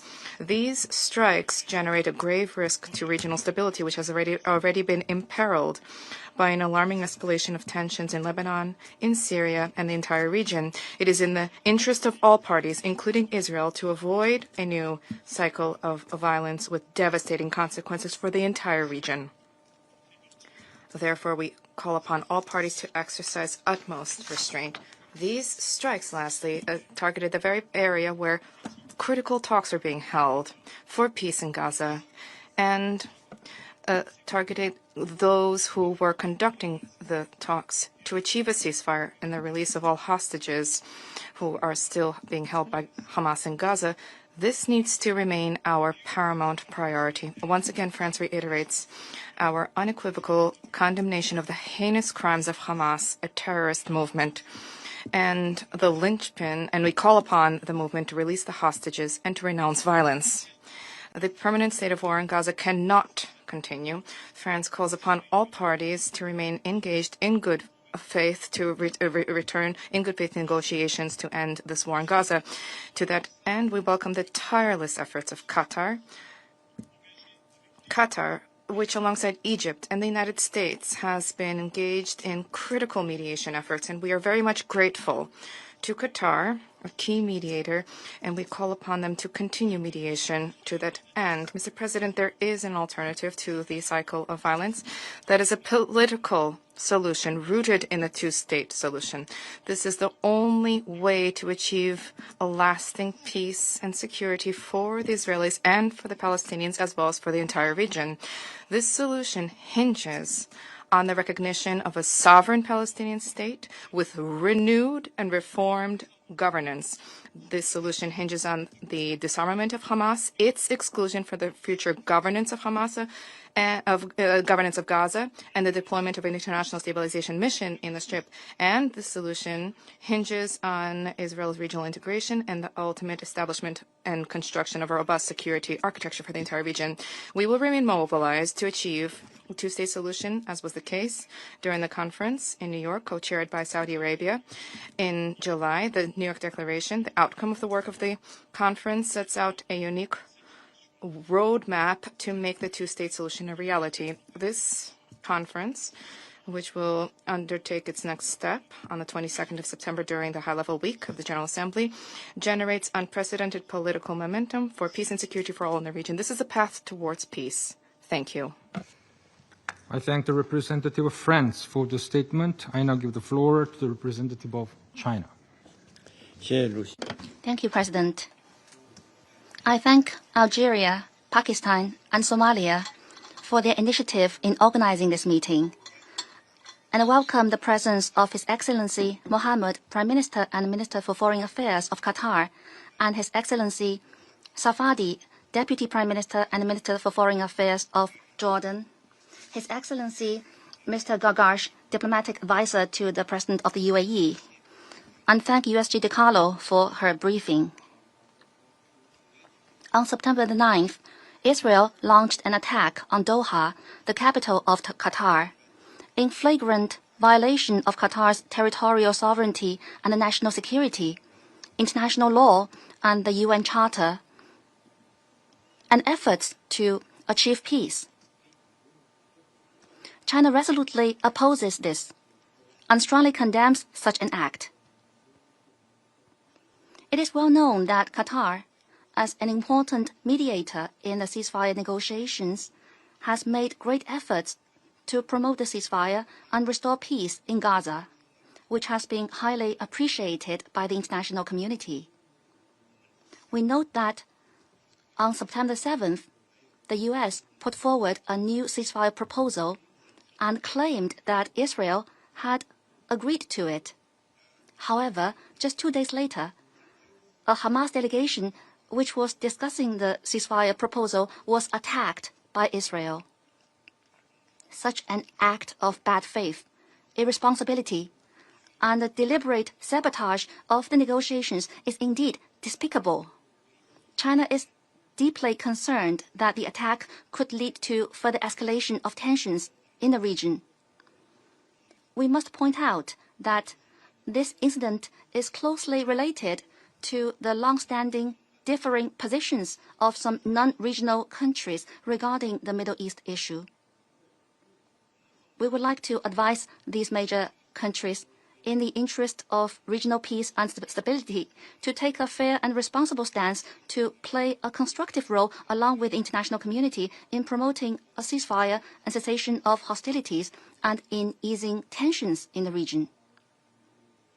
I would like to reiterate that military means and the indiscriminate use of force are not the way out of this problem, and that an immediate ceasefire is the right way to save lives and bring the hostages home. China strongly calls on all parties concerned, in particular Israel, to work harder to ease the fighting and resume negotiations, rather than the opposite. Israel must immediately cease all military operations in Gaza, fulfill its obligations under international humanitarian law as an occupying power, fully restore humanitarian access, and support the relief operations of the UN and other humanitarian agencies. President, the Gaza conflict has been going on for almost 2 years, resulting in a humanitarian catastrophe that is appalling and unprecedented in nature. During this period, we have witnessed over and over again the violation of international law and the undermining of the basic norms of international relations. The world cannot return to the law of the jungle, and the Middle East cannot remain in a state of perpetual war. As the primary organ for the maintenance of international peace and security, the Security Council has the responsibility to safeguard international order and the rule of law, and to promote regional peace and stability. The Council is now discussing a draft resolution on the humanitarian issue of Gaza. China supports Council's immediate action to end the fighting in Gaza and to ease the humanitarian catastrophe, and calls on the Council members and the international community to make joint efforts to this end. Thank you, President. I thank the representative of China for the statement. I shall now make a statement in my capacity as representative of the Republic of Korea. I also thank ESG Rosemary DiCarlo for her briefing. It is deeply troubling that another unacceptable incident happened amid the ongoing instability and tensions in the region. The Security Council's press statement released today clearly exemplifies the collective voice of the international community. The Israeli attacks targeting Qatari soil on Tuesday represent yet another grave violation of international law. One of the core principles under the UN Charter is clear: sovereignty and territorial integrity must be respected in international relations. The Republic of Korea is appalled that the attacks allegedly targeting Hamas leadership, yet also killing a member of the Qatar Internal Security Forces, happened in the residential area of Doha, the capital of the key mediating country, Qatar. Therefore, the Republic of Korea calls for the full respect of sovereignty, territorial integrity, and political independence of every country, as well as immediate de-escalation in the region. International law can't be selective It must be strictly observed by all states. More regional instability helps no one in the region at this vital juncture. Also unacceptable is that these attacks are hampering ongoing negotiations to secure an immediate ceasefire and release of all hostages brutally held by Hamas. And the attacks were committed just a few days after a new ceasefire proposal has been put forward. Hamas committed atrocious terrorist attacks against Israeli civilians, which we continue to condemn in the strongest terms. However, Tuesday's Doha attacks directly targeting its negotiation team does not help advance the talks, which stand at an inflection point. We reaffirm our full support for the efforts by the US, Qatar, and Egypt, and the unwavering commitment of Qatar for its diplomatic mediation undertakings, as reflected in the recent remarks by its Prime Minister. The incident was also grievous, as it may have significant negative impact on common efforts by the international community to ease the extreme humanitarian suffering of Palestinian civilians, as well as Israeli hostages held in Gaza. The international community, including members of this Council, are seeking measures, either multilaterally or bilaterally, to expand the desperately needed humanitarian aid to those civilians in Gaza. It is lamentable that the government of Israel chose to pursue another act of hostility, rather than actively participating as a direct party to conflict in global humanitarian efforts to halt the famine. Colleagues, we all know the best solution to restore stability in the region: an immediate ceasefire in Gaza, the release of all remaining 48 hostages, as well as an urgent surge of humanitarian aid in Gaza, are all crucial for underpinning peace and stability in the region. Upon yet another dangerous escalation in the region, we now hear once again the desperate voice of the long-suffering hostage families pleading for the finalization of the deal. We must listen. The war in Gaza must end now. All hostages must be released. Civilians must be protected, and international law must be respected under any circumstances. We must chart a new path toward regional de-escalation and peace. I shall now make a statement. I resume my function as President of the Council. I now give the floor to His Excellency Sheikh Mohammed bin Abdulrahman Asim Al Thani, Prime Minister and Minister of Foreign Affairs of the State of Qatar. In the name of God, the merciful, the compassionate, may the peace, blessings, and mercy of God be upon you. Mr. President, allow me to congratulate you on assuming the presidency of the Council this month. We thank you for quickly responding to our request to convene this meeting. We especially like to thank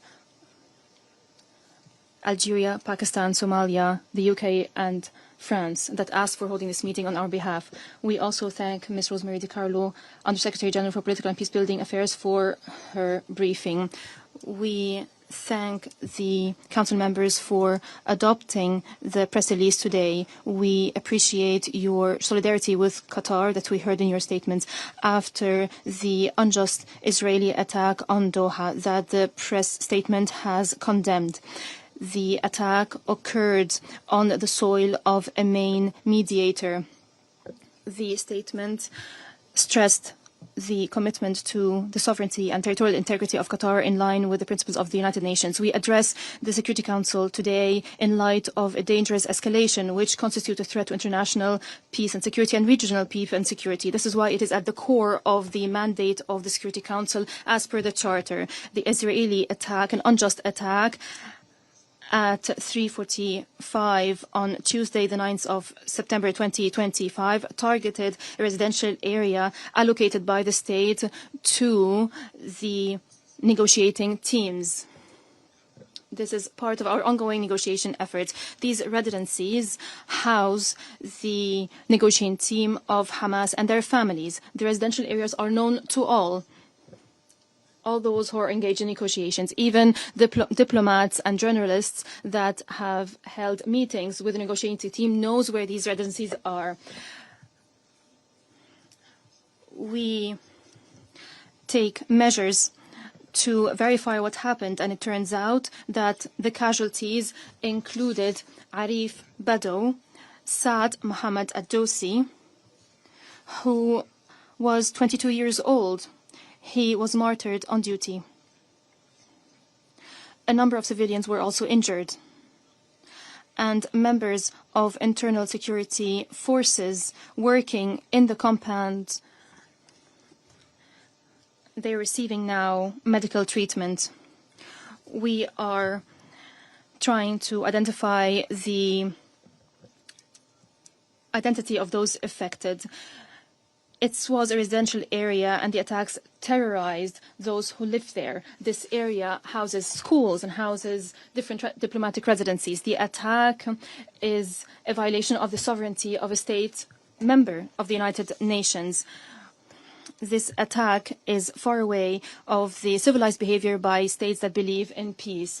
Qatar is making tireless efforts to save lives, and this attack puts the international community before a test. Israel, led by extremists, bloodthirsty extremists, have gone beyond any borders, any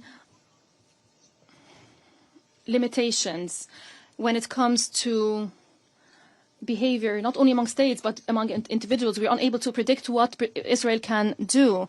How can we host Israeli representatives when they have commit this attack? Have you heard of any state that is attacking a mediator this way? A state that is attacking negotiating teams that are hosted by Qatar, and then the Prime Minister is using shameful justifications and is trying to justify this attack that is condemned by the whole world. The Prime Minister should have recall the model of Taliban.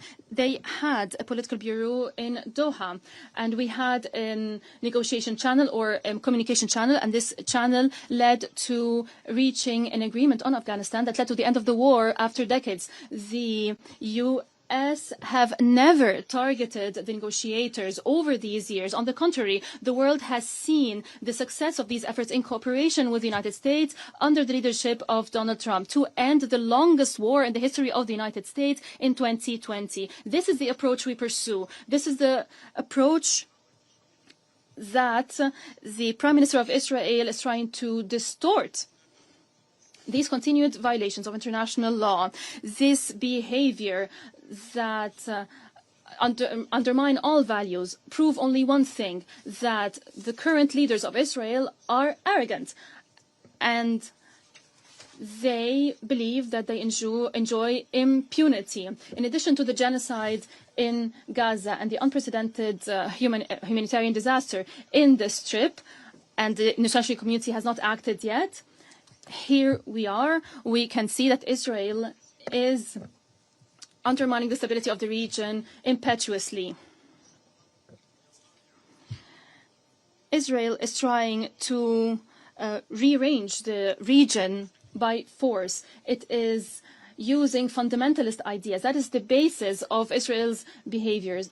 Israel leaders are declaring that.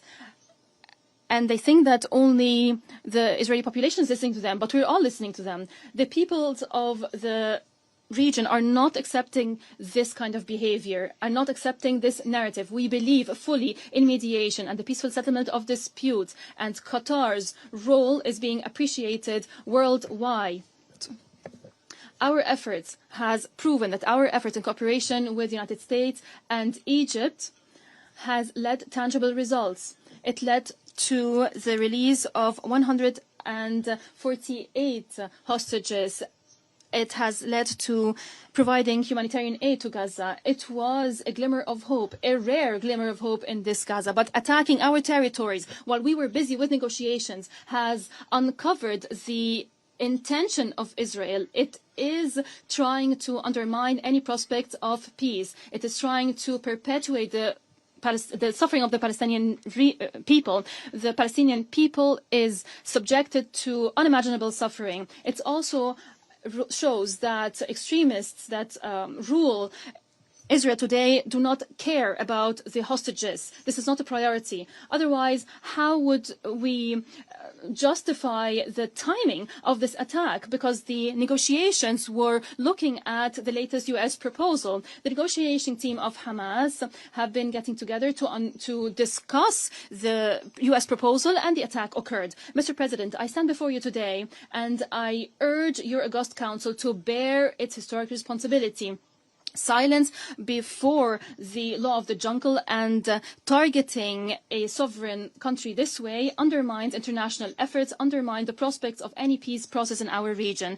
The continuation of such attacks does not only target Qatar, it is a clear threat to target any country that is working on achieving peace, and that undermines the trust in the United Nations. The state of Qatar stresses, under the leadership of its emir, may God protect him, that we will continue our humanitarian and diplomatic role without any hesitation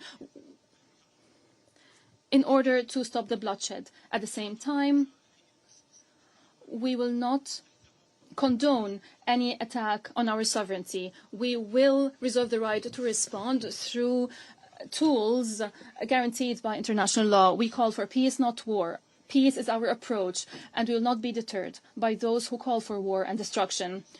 Before your Security Council, we present these facts, and we recall that today we're discussing an attack on all diplomatic efforts to reach peaceful solution. The only way to peace goes through negotiations, and it starts with a ceasefire and the release of all detainees and hostages, and ensuring the unconditional entry of humanitarian aid and lifting the blockade. Allow me, on behalf of all peace-loving peoples around the world, I would like to be optimistic. We cannot succumb to extremists. We have to continue to pursue peace through the two-state solutions, through the establishment of the independent Palestinian state, fully sovereign on Palestinian national soil according to international resolutions. We need two states, two peoples living side by side in peace. This will only be achieved through the adherence of the principles of international law. I thank you. I thank His Excellency Sheikh Al-Thani for the statement. I now give the floor to the representative of Israel. Mr. President, on September 9th, Israel carried out a precise and targeted strike in Doha. The strike targeted Hamas leaders who for years have planned and directed attacks against Israel, many times making these directives from the luxury confines in Doha. These terrorists were the sole target of the operation. The men targeted were not legitimate politicians, diplomats, or representatives. They were the masterminds of terror. They orchestrated the massacre on October 7th, murdering civilians, kidnapping children, raping women, wiping out entire communities. As the smoke still rose from the massacre, even as the attack was still unfolding, Hamas leaders in Qatar appeared live on television, proudly broadcasting their celebration. While Israelis hid in safe rooms, fled from gunfire, and endured murder, kidnapping, and rape, Hamas's leaders feasted and congratulated themselves in real time. These are the same men who called for jihad to escalate the conflict. They called for blood, not peace. They wild terror, not negotiation. And the terror has not stopped. Just days ago, At Ramot Junction in Jerusalem, Hamas terrorists opened fire on a bus stop crowded with children and adults. 6 innocent people were murdered, among them a 25-year-old who had immigrated from Spain, recently married and building his future in Israel, a rabbi who had dedicated his life to teaching the next generation, 2 residents of the community struck down in their own neighborhood. Among the wounded was a woman 8 months pregnant, left to fight for her life and the life of her unborn child. These are not numbers. They are lives, families, futures stolen. When the gunfire stopped, the bus and the pavement around it were drenched in blood. This is what terrorism looks like. Mothers clutching babies, a bus stop turned into a battlefield, a community scared in seconds. This is a reality we face in Israel. Terror raising its ugly head almost every single day. And let this council be reminded, there can be no immunity for terrorists. Hamas immediately praised the killers as heroic and exceptional, later claiming full responsibility for the attack and calling the massacre of innocent people a natural response. There is nothing natural about this. It is terror, pure and simple. Today, 48 innocent people are still held hostage by Hamas. Their families live in daily pain. It has been more than 700 days that innocent people have been trapped in Hamas captivity. 700 days of cruelty and abuse. Hamas has used them as bargaining chips, turning their suffering into currency. But let me be clear, there is no immunity for terrorists. Not for those who commit it, and not for those who enable it. Israel has agreed to President Trump's ceasefire proposal.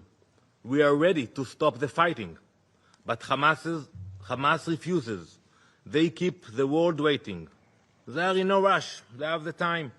Indifferent to the human suffering that their delay causes. And who suffers from this refusal? Not the leaders of Hamas, living abroad in the Ritz-Carlton in Doha. They don't suffer, they have the time.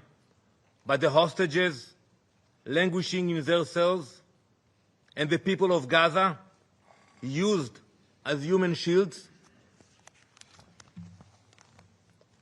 From the start, Hamas's strategy has been to embed its weapons among civilians. They hide rockets in schools, command centers in hospitals, and tunnels under homes. They put their own people in harm's way, then cry crocodile tears when civilians are hurt. Our fight is with Hamas, not with the people of Gaza, not with the state of Qatar. Israel will continue to take precautions to protect innocent lives. That is the difference between us and those who glorify massacre and terror. Like in the Bible, like Cain in the Bible, who was marked for the murder of his brother, so too are Hamas's leaders marked for their crimes. It doesn't matter where they hide, whether in the tunnel in Gaza or in a luxury hotel abroad. The mark of Cain is upon them. For too long, Hamas leaders have been sheltered not only in Doha, but in Beirut, Tehran, and elsewhere, parading as politicians and statesmen while acting as terrorists. They are treated like celebrities, when in reality, they are commanders of massacre and barbarism. This false disguise of legitimacy gave them freedom to move, to buy weapons, to recruit through so-called humanitarian networks, and to spread propaganda on international platforms that should have rejected them. This strike sends a message that should echo across this chamber. There is no sanctuary for terrorists, not in Gaza, not in Tehran, not in Doha. There is no immunity for terrorists. And yet, here in this Council, some members chose to give Hamas legitimacy, even protection. Israel will not. We will act against the leaders of terror wherever they are hiding. Mr. President, we have heard today in this Council allegations about a breach of the territorial sovereignty of Qatar. But one must ask, where were these concerns when sovereignty was violated by terror itself? On October 8, when Hezbollah launched rockets across Israel's border, when Houthis fired a ballistic missile at Ben Gurion airport, or just days ago, when a Houthi drone crashed into the arrivals hall of Rabon airport, injuring civilians.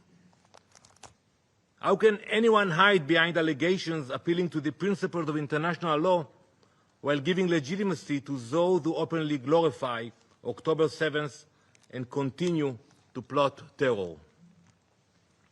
Mr. President, this brings me to Qatar. Prime Minister Al-Thani, the time for Qatar to choose has come. For too long, Qatar has harbored terrorists, offering Hamas leaders sanctuary in luxury hotels while they orchestrate massacres and terror attacks. History will not be kind to accomplices. Either Qatar condemns Hamas, expels Hamas, and brings Hamas to justice, or Israel will. Mr. President, the world has faced moments like this before. Today, the world remembers the devastating terrorist attacks of September 11th. That tragic day, like October 7th for Israel, was a day of fire and blood. In the aftermath of 9/11, the countries that uphold freedom, equality, and democracy in this Council stood shoulder to shoulder. 2 weeks later, this Council adopted Resolution 1373. It said plainly, no state may harbor terrorists. No state may fund them. No state may give them safe haven. I urge you all to read this resolution. Any government that does so breaks this Council-binding obligations. That principle was clear then. It must be upheld today. And when bin Laden was eliminated in Pakistan, the question asked was not, why target a terrorist on foreign soil? No one asked that question. The question was, why was a terrorist given shelter at all? The same question must be asked today. There was no immunity for bin Laden, and there can be no immunity for Hamas. And in facing terror, history shows that members of this Council have done the very same. From 2014 to 2022, France struck terrorists in Mali, Chad, Burkina Faso, and Mauritania. In 2014 and 2015, the United Kingdom carried out airstrikes in Iraq and Syria against ISIS. So I ask, if these actions were justified then, why is Israel singled out now? Why are claims concerning sovereignty invoked only against Israel and ignored when others act to defend themselves? Is Israeli blood worth less? The question to ask is not why Israel targets the mastermind of terror, but why they are sheltered abroad, while hostages starve in captivity and Gazans are left to suffer. Israel's fight is not only Israel's. It is a fight of all who believe in democracy against those who worship death and violence, light against darkness, civilization against barbarism, justice against terror. We will continue until the hostages are free, until our people are safe, and until terror can no longer find sanctuary in any corner of the world, because there is no, and there never will be, immunity for terrorists. Thank you, Mr. President. I thank the representative of Israel for the statement. I now give the floor to His Excellency Mr. Ayman Safadi, Deputy Prime Minister and Minister for Foreign Affairs in the Inspectorate of the Hashemite Kingdom of Jordan.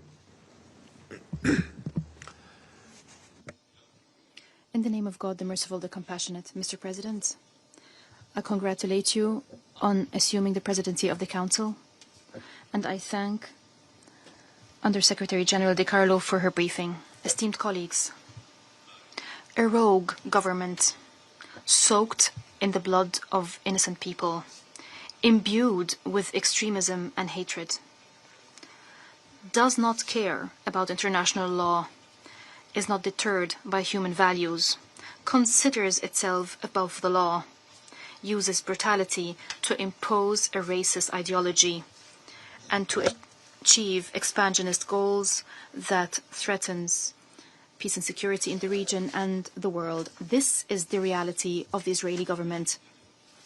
The international community must act immediately and effectively to curb its arrogance and to protect the whole region from its disastrous actions. Over the past 23 months, Israel has killed more than 65,000 Palestinians in Gaza. It claimed the lives of 540 humanitarian workers and 247 journalists. It has used starvation as a weapon. The famine that it created in Gaza killed 411 Palestinians, including 142 children. Israel turned Gaza into a land where any sign of life is obliterated, any human values are obliterated. Killing has become promotional material for occupation soldiers. Killing more than 100 Palestinians daily has become an ordinary occurrence. This government is using any and all means to increase escalation, to increase violence, to deepen the conflict, and to push towards chaos.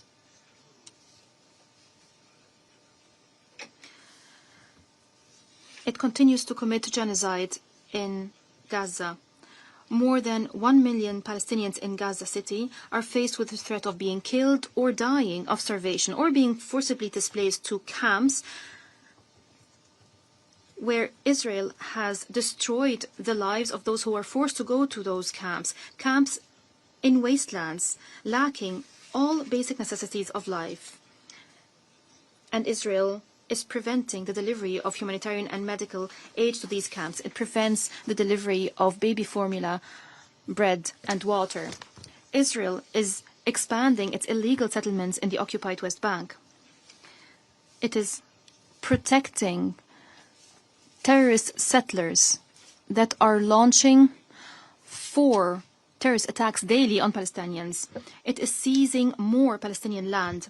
It is imposing a blockade on the Palestinian people and its legitimate leadership economically, and it's imposing a blockade on their lives. It is thereby killing all prospects of achieving just and durable peace. Today, just hours before this meeting, the Prime Minister of Israel says that he allowed for building new illegitimate settlements in the occupied Palestinian territories. He boasted about preventing the establishment of a Palestinian state. He boasted about killing all prospect of peace and subjecting the peoples of the region, including the Israeli people, to more conflict and more wars. Israel is attacking the stability of Lebanon. It is occupying more Syrian territories. It is contriving sectarian strife to plunge Syria into chaos and conflict, in another flagrant violation of international law, in another dangerous escalation. Israel is violating the sovereignty of the brotherly state of Qatar. It is launching a cowardly attack against its capital, Qatar. It is shamelessly betraying a state that has been working tirelessly in partnership with the Arab Republic of Egypt and the United States of America to reach an exchange deal, to reach a permanent ceasefire, to end the suffering, and to allow for returning to diplomacy to achieve peace and security for all. We condemn this brutal and treacherous attack against Qatar. As King Ibn al-Hussein and the Crown Prince to the Emir of Qatar, Qatar stands unequivocally with Qatar in any steps it takes to protect the security, sovereignty, and safety of its citizens. Our security is Qatar's security. The stability of Qatar is the stability of the region. We are united by one vision, and the choice of Qatar is our choice, and it's a clear choice. Our choice and our vision is a secure and stable Middle East, where just, durable, and comprehensive peace prevails. A Middle East that realizes the right of the Palestinian people to life, freedom, and statehood. A Middle East that secures that guarantees the security of the Israelis and the Palestinians and all peoples of the region. A Middle East where cooperation replaces conflict and hope replaces despair. The Israeli government and its extremists are lying when they're trying to justify their betrayal of Qatar after all the efforts it has been making to reach an exchange deal and to end the war. They're lying when they claim that they're surrounded by those who wish to destroy them. All Arab countries are committed to achieving just and durable peace that ensures the security of Israel, ensures that it has normal relations with the countries of the region in the context of implementing the two-state solution that ends the occupation and that establishes an independent, sovereign Palestinian state on national Palestinian soil along the lines of the 4th of June 1967, in line with international resolutions, living in peace and security side by side with Israel.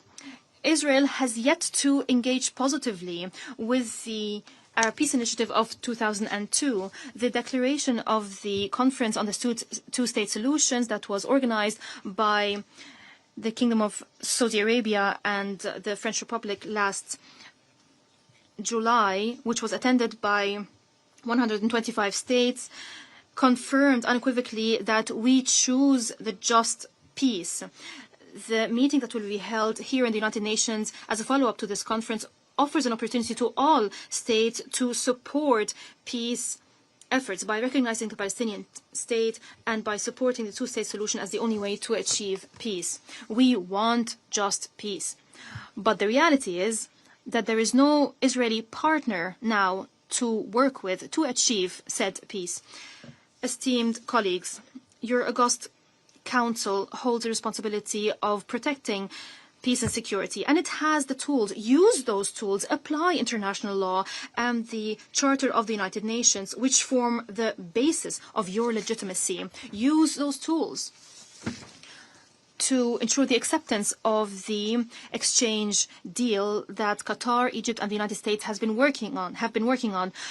Use these tools to stop the aggression on Gaza, to end the starvation, to enforce the entry of humanitarian aid, to protect what is left of the credibility of international law and international humanitarian law, to restore the belief that human values and international law exist to be applied without discrimination, without selectivity, to reaffirm that no aggressor should be granted immunity and that there is no state above the law, to revive the hope that conflict is not the fate of the region and that peace is possible and it's our common goal and we can achieve this goal if the necessary will is demonstrated. Ladies and gentlemen, the message that Israel has sent through its attack on Qatar is that it will persist with its aggression. It will persist with violating the sovereignty of states. It will persist with violating international law. It will persist with killing civilians and innocent people. It will persist in imposing a famine on Gaza. It will persist in preventing 6,000 students in Gaza from the right to education because it is enjoying immunity. It is evading accountability for all these crimes. Esteemed colleagues, injustice has reached unconscionable levels. Stop it. Stop this injustice before it's too late. Thank you, and may the peace, mercy, and blessings of God be upon you. I thank His Excellency Mr. Safadi for the statement. I now give the floor to His Excellency Mr. Anwar Gargash, Diplomatic Advisor to the President of the United Arab Emirates. Mr. President, I would like to begin by thanking the Republic of Korea for promptly convening this emergency session. I'd also like to thank Ms. Rosemary DiCarlo for her comprehensive briefing. The United Arab Emirates endorses the statement that Kuwait will deliver on behalf of the Gulf Cooperation Council, along with statements from the Arab and OIC groups. The high-level participation in this session clearly underscores the gravity with which we view this Israeli aggression against the state of Qatar. Mr. President, the UAE has condemned in the strongest terms the blatant Israeli attack against the state of Qatar, which represents a flagrant violation of Qatar's sovereignty and the Gulf state's security. It is a serious assault on international law, including the UN Charter, and it is an irresponsible escalation that threatens regional stability and international peace and security. Yesterday, the President of the UAE, His Highness Sheikh Mohammed bin Zayed Al Nahyan, visited Doha. He reaffirmed our complete solidarity with Qatar, its leadership and people, and our firm support for all measures that Qatar takes to protect its sovereignty, territorial integrity, and the safety of its people. Mr. President, the Security Council's continued failure to act decisively against repeated Israeli violations of fundamental principles of the UN Charter will undoubtedly have severe consequences for regional and international peace. This unprecedented attack against Qatar also seriously undermines prospects for peace and ending the war in Gaza. Qatar, together with Egypt and the United States, has played a leading role in efforts to secure a ceasefire, to release the hostages and detainees and return them to their loved ones, and to resume unhindered humanitarian aid at scale. These reckless, belligerent actions will deliver neither Israel nor the region our shared goal for peace, prosperity, security, and stability. They only serve to fuel more violence, extremism, and chaos, precisely when the region desperately needs restraint and de-escalation. Furthermore, the relentless threats of land annexation and attacks on neighboring countries destroys any foundation for lasting peace and threatens the entire region's stability. Mr. President, we must work together toward a better future for the people of our region, one built in justice, coexistence, shared prosperity, and good neighborly relations, free from extremist ideologies of any kind. As we all strive for a just and lasting peace in the region, the attacks on the state of Qatar further inflames an already explosive situation. And with our gathering today, we reaffirm the centrality of international law and the sovereignty of states, as well as the wisdom required of all of us to achieve peace and security. Today, Mr. President, Qatar does not stand alone. The Council spoke with one voice to condemn aggression. Our collective voice should make a difference against these unlawful acts of transgression against international law. Thank you, Mr. President. I thank His Excellency Mr. Gargash for the statement. I now give the floor to the representative of Turkey. Mr. President, I have the honor to deliver the following statement on behalf of the member states of the Organization of Islamic Cooperation in my capacity as chair of the group. Mr. President, let me express our appreciation to you for prompt convening of this meeting following the Israeli attack, which targeted the residential headquarters of members of the political bureau of Hamas in Doha, State of Qatar, on Tuesday, 9 September, resulting in death of several persons, including a Qatari or more Qatari citizens, while leaving many others injured in the residential area. The OIC group condemns in its strongest terms this despicable and unwarranted attack against the State of Qatar in flagrant violation of its territorial sovereignty and national security. There is no doubt that this dastardly action constitutes a blatant violation of the norms of international law and certainly the Charter of the United Nations, much as it represents an overt threat to both the security of the Middle East region and indeed international peace and security. Indeed, this attack represents state terrorism and is part of a pattern of systematic policies and ongoing efforts by Israel to destabilize the region. We express our full solidarity with the State of Qatar during this critical period, while we stand united in support of the right and duty of the State of Qatar to respond decisively to any reckless breach or aggression that threatens its security and jeopardizes regional stability. We also support Qatar as it takes necessary measures to protect its citizens and defend its sovereignty and territorial integrity, including political, diplomatic, and legal measures. We commend the tireless and sincere efforts made by the State of Qatar under the leadership of His Highness Sheikh Tamim bin Hamad Al Thani, Emir of the State of Qatar, in the areas of mediation, de-escalation, and peaceful resolution of disputes in the region and beyond. These efforts are crucial to maintaining international peace and security in accordance with the Charter of the UN. We appreciate the commitment of the State of Qatar to continue its steadfast and constructive approach of standing with its brothers and friends and in advocating for just humanitarian causes, thereby strengthening the foundations of international peace and security.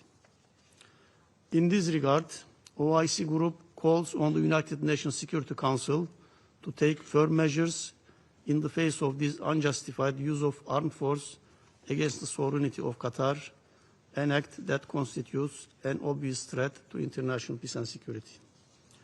Accordingly, we call on the Council to hold Israel accountable for this act of aggression. OIC Group recognizes that this latest act of aggression against a peace-loving, mediating state in our region is yet another example of the impunity which has continued to characterize Israel's relations with the countries in the Middle East. It has become obvious that the absence of any deterrent measure by the United Nations, and especially this Council, has continued to embolden the Israeli authorities in its incessant violation of international law and the charter of this organization. We recall the unwavering position of the Organization of Islamic Cooperation pursuant to its charter, as well as its various summit and ministerial resolutions, which firmly reject any aggression against the sovereignty and security of any of its members. We call on the international community to strongly condemn this illegal attack against Qatar as a way of promoting, supporting, and defending noble principles of peace and security within the global setting. I thank you again, Mr. President.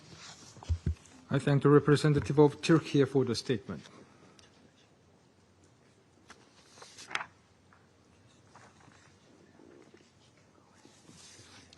I now give the floor to the representative of Iraq.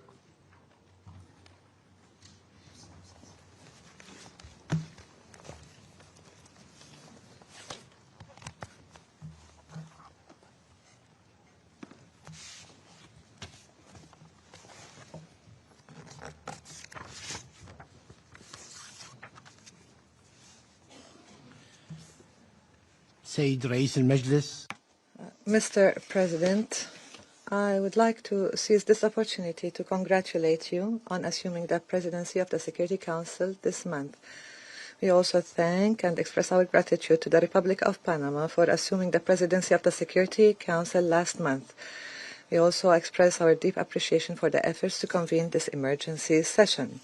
Mr. President, the Middle East region is currently on a dangerous slope as a result of the reckless ongoing actions of the Israeli entity. And at a time when voices are rising, demands are growing for calm and de-escalation, for intensifying diplomatic efforts, and for ending the ongoing bombardment of the occupied Gaza Strip and the series of crimes committed there. Amidst all of this, the Israeli entity is once again deliberately trying to drag the region and the world onto a dangerous path by committing a blatant attack on Tuesday, September the 9th, 2025, targeting residential buildings where a number of members of Hamas political bureau reside in the Qatari capital, Doha. This attack resulted in the death of a number of people, including a Qatari citizen, in addition to a number of injuries. The attack took place in a residential area that includes also a school and houses. We reiterate that this attack constitutes a flagrant violation of all international laws and norms. It is a serious threat to the security and safety of citizens and residents of the state of Qatar. These repeated attacks by the Israeli entity are nothing but acts of aggression against the entire region and a flagrant threat to international peace and security. As such, we call upon the international community to shoulder its legal and moral obligations in the face of these attacks.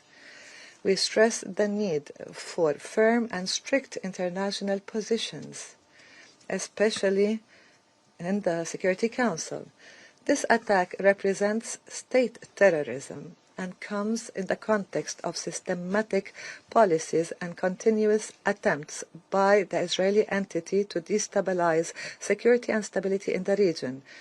It requires a policy of zero tolerance for such reckless behavior, this constant tampering with the security of the region, or the targeting of the security and sovereignty of states. Mr. President, the Arab group condemns in the strongest terms the Israeli attack on the Qatari capital, Doha, and the threat to the safety and security of its citizens, as well as the violation of the safety and sovereignty and territorial integrity of the Qatari state.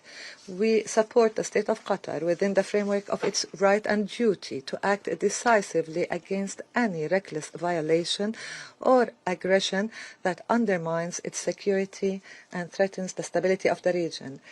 We support Qatar in preserving its right to respond to this blatant attack and to take all necessary political, diplomatic and legal measures to protect its people and defend its sovereignty and territorial integrity, including, as we said, political, diplomatic and legal measures. We commend the tireless and sincere efforts undertaken by the state of Qatar in the framework of mediation, de-escalation and the peaceful resolution of disputes in the region within the framework of maintenance of international peace and security in accordance with the UN Charter. We value Qatar's affirmation that it will continue this constructive approach, standing with brothers and friends and supporting the just human causes in a manner that would safeguard and bolster international peace and security. The current phase also requires the redoubling of our efforts, and that our top priority should be to stop the targeting of civilians and save the regions from the evils of war. Mr. President, the foundations of protecting regional and international security, which are your responsibility, require us to stand today to stop these attacks immediately, to hold accountable those who threaten our security and stability, to hold the Israeli entity legally and politically responsible for these irrational and reckless acts and take all measures to stop these violations and ensure their non-recurrence. Thank you, Mr. President. I thank the representative of Iraq for the statement.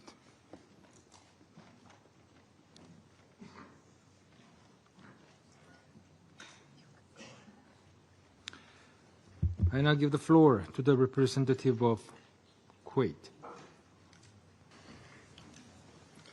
Bismillah ar-Rahman ar-Rahim.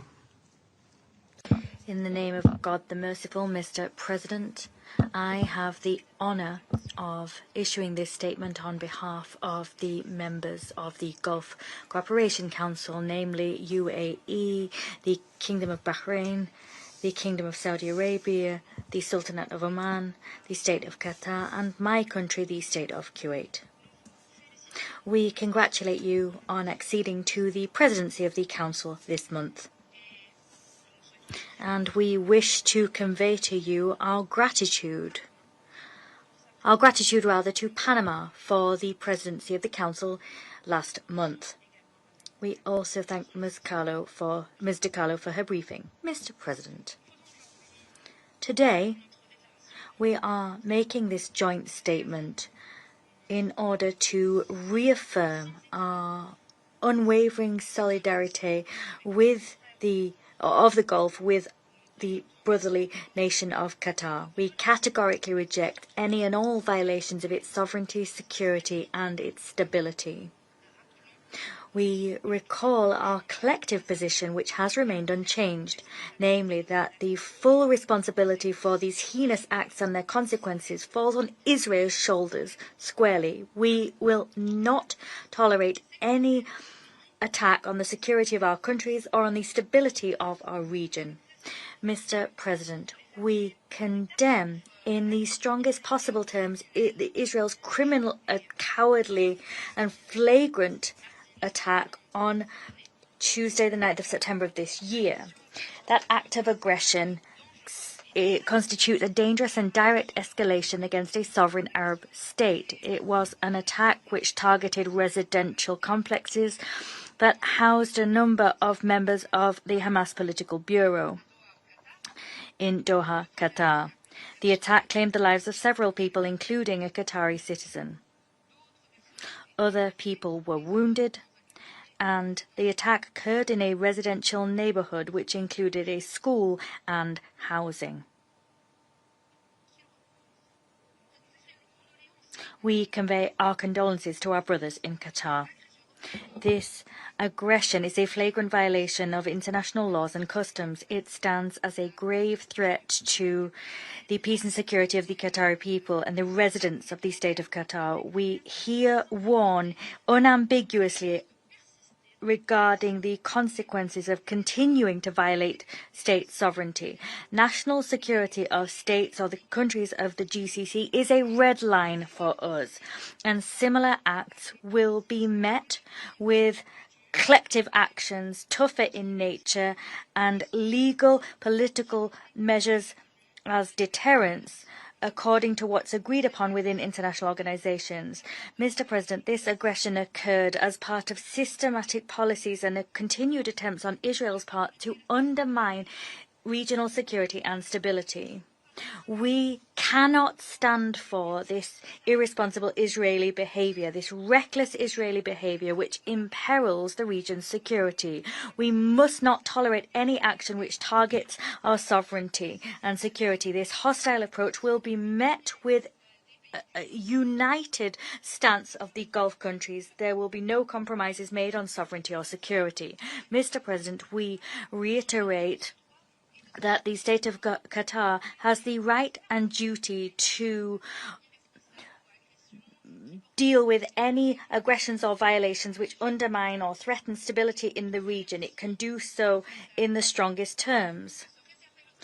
Qatar has the right to respond to the heinous attack and to take all measures necessary to respond to it in order to protect its people, defend its sovereignty and its territorial integrity. This includes taking diplomatic, political and/or legal measures. We reiterate that this right is enshrined in the United Nations Charter. We recall that dealing resolutely and firmly with this aggression will act as a deterrent to those tempted to undermine the security of a state. This aggression was not only against Qatar, but against the region as a whole. The attack constitutes a flagrant threat to international peace and security. We consequently urge the international community as a whole to shoulder its legal and moral responsibilities in terms of these rogue attacks, and we urge the international community to hold the perpetrators accountable. In this connection, we insist that there is a need to adopt decisive, resolute measures as blocks and as regions. This applies also and particularly to the Security Council. The Council must adopt practical and immediate measures, including clear measures to deter any further acts of aggression, and the Council must lever all accountability tools to ensure that this flagrant aggression against the sovereignty of a state that plays a central role in de-escalation efforts does not occur again. Mr. President, we commend the sincere efforts of the State of Qatar under the leadership of Sheikh Tamim bin Hamad Al Thani, Emir of Qatar. We commend their efforts to mediate, de-escalate and to resolve disputes through peaceful means in the region. They've also done this with a view to protecting international peace and security in accordance with the UN Charter. Attacking a loyal mediator torpedoes the chances of calm. It destabilizes the region and erodes the chance of peace. To conclude, Mr. President, the countries of the GCC will remain resolved to continue all efforts to promote international peace and security. We stand shoulder to shoulder with the State of Qatar, a brotherly state, and we call for this aggression to be referred to specialized international mechanisms. The international community must hold the attackers accountable immediately. Thank you. I thank the representative of Kuwait for the statement. I now give the floor to the representative of Egypt.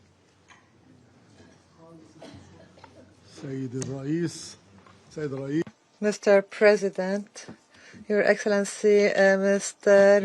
Abdurrahman Al Thani, the Prime Minister of Qatar, Your Excellency, Mr. Ayman Al Safadi, Deputy Prime Minister and Minister of Foreign Affairs of Jordan, Mr. Anwar Gargash, Diplomatic Advisor to the President of the UAE. We gather today to discuss the aggression that was unacceptable against the state of Qatar, that was making tireless efforts alongside with Egypt and the U.S. to achieve ceasefire in Gaza Strip and achieve security and peace for the Palestinian and Israeli peoples alike. Israel's cooperation and appreciation of these efforts was a treacherous aggression on Qatari territory under unacceptable pretexts. Mr. President, Israel committed an aggression against an Arab country that was not the first of its kind and will not be the last since the beginning of the crisis in Gaza. It committed this aggression in light of a genocide committed against the Palestinian people that we must not overlook, and in light of the displacement of the Palestinian people and the occupation of their lands that must end. Unfortunately, Israel will continue this aggression and these crimes as long as the Security Council and the international community do not take serious measures to deter Israel from its policy of extreme aggression and its repeated violation of international law and the Charter of the UN. Mr. President, Egypt would like to highlight the following points. First, Egypt condemns in the strongest terms the blatant aggression against the state of Qatar, which targeted the political bureau of Hamas movement in a flagrant violation of the provisions of international law and the UN Charter.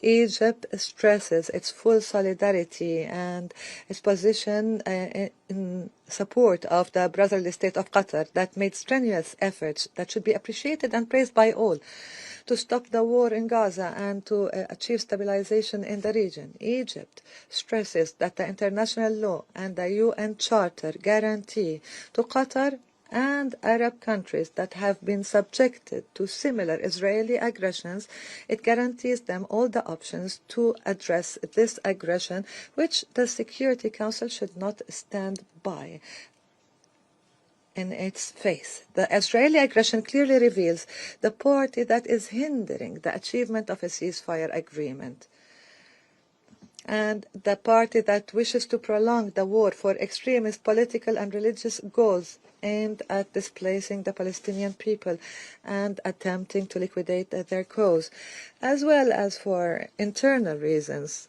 that we all know. The aggression targeted Qatar, which is making tremendous efforts with Egypt to reach this agreement, and aimed at a meeting that was scheduled to discuss the latest offer to stop the war and proposals to do that, which of course will further cause difficulties and make it difficult to reach a solution within the negotiations. Third, this brutal attack clearly reflects the ideology of Israeli politics, which knows nothing but the language of killing, destruction and aggression, an ideology that does not distinguish between right and wrong, and is even assaulting those who are helping it.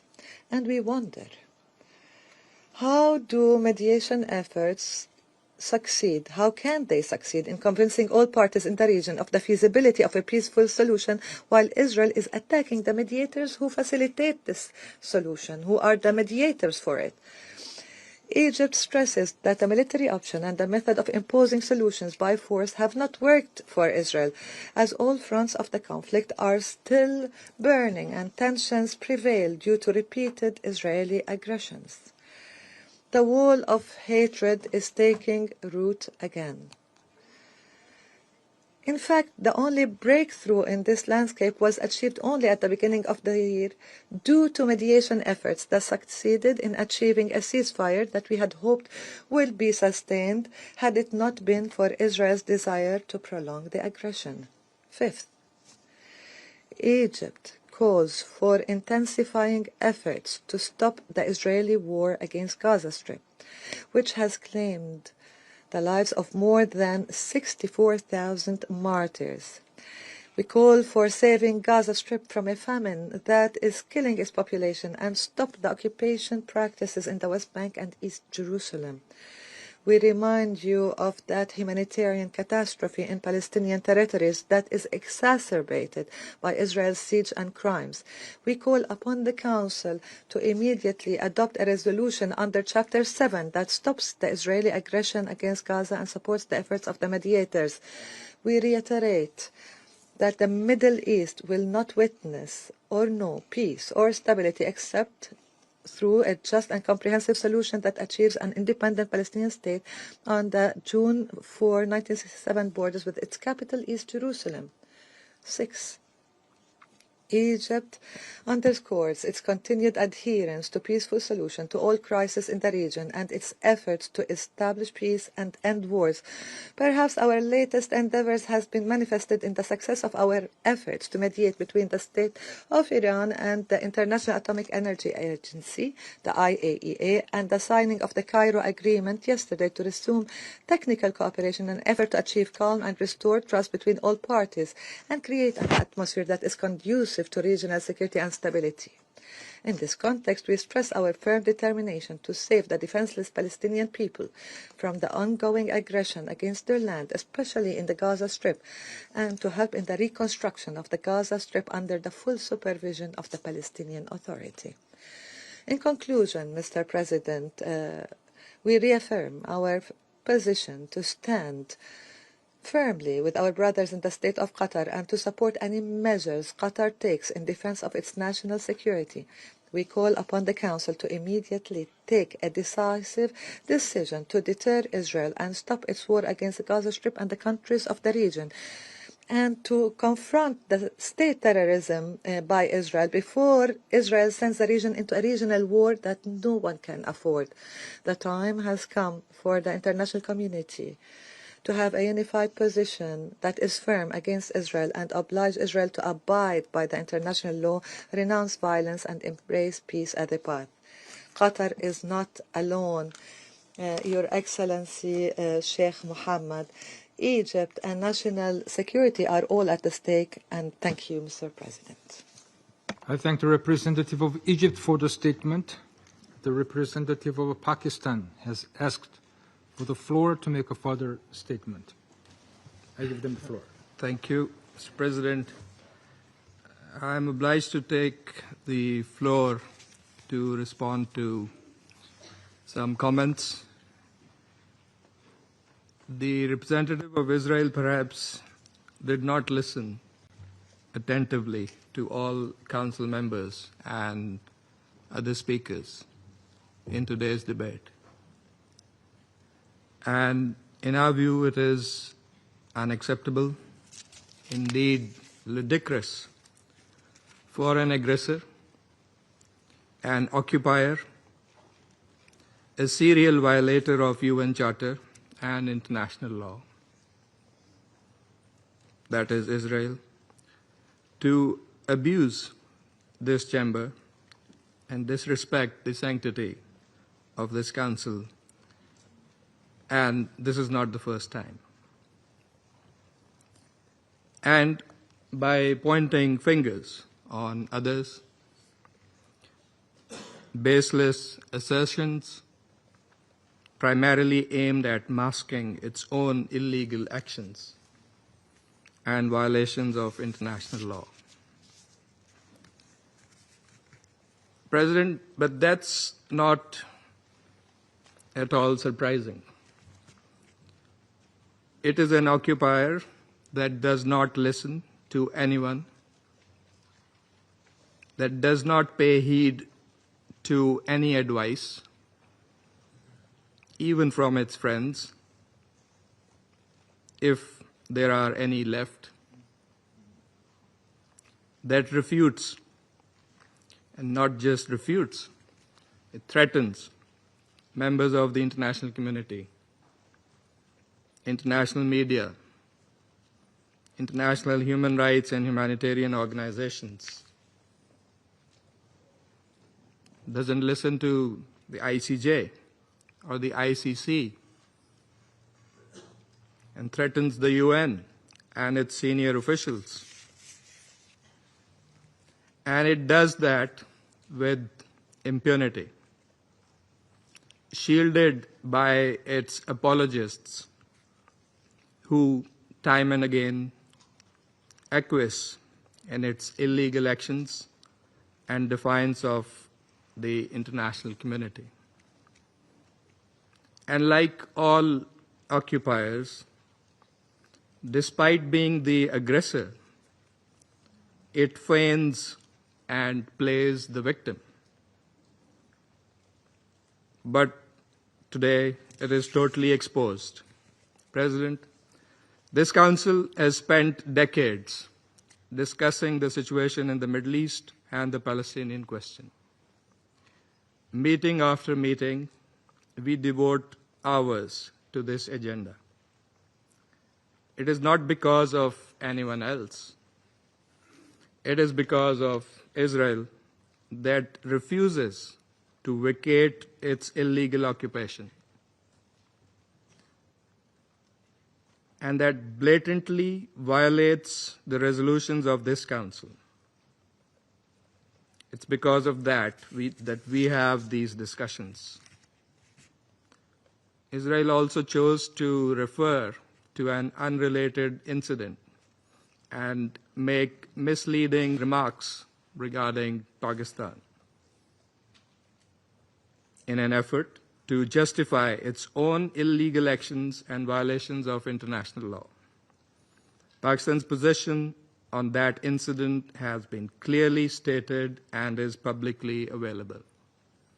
The international community is well aware of Pakistan's frontline role and sacrifices in the international community's fight against terrorism. The entire world, including our partners, acknowledge that Al-Qaeda was largely decimated due to Pakistan's counterterrorism efforts. And we remain committed in this global, collective endeavor.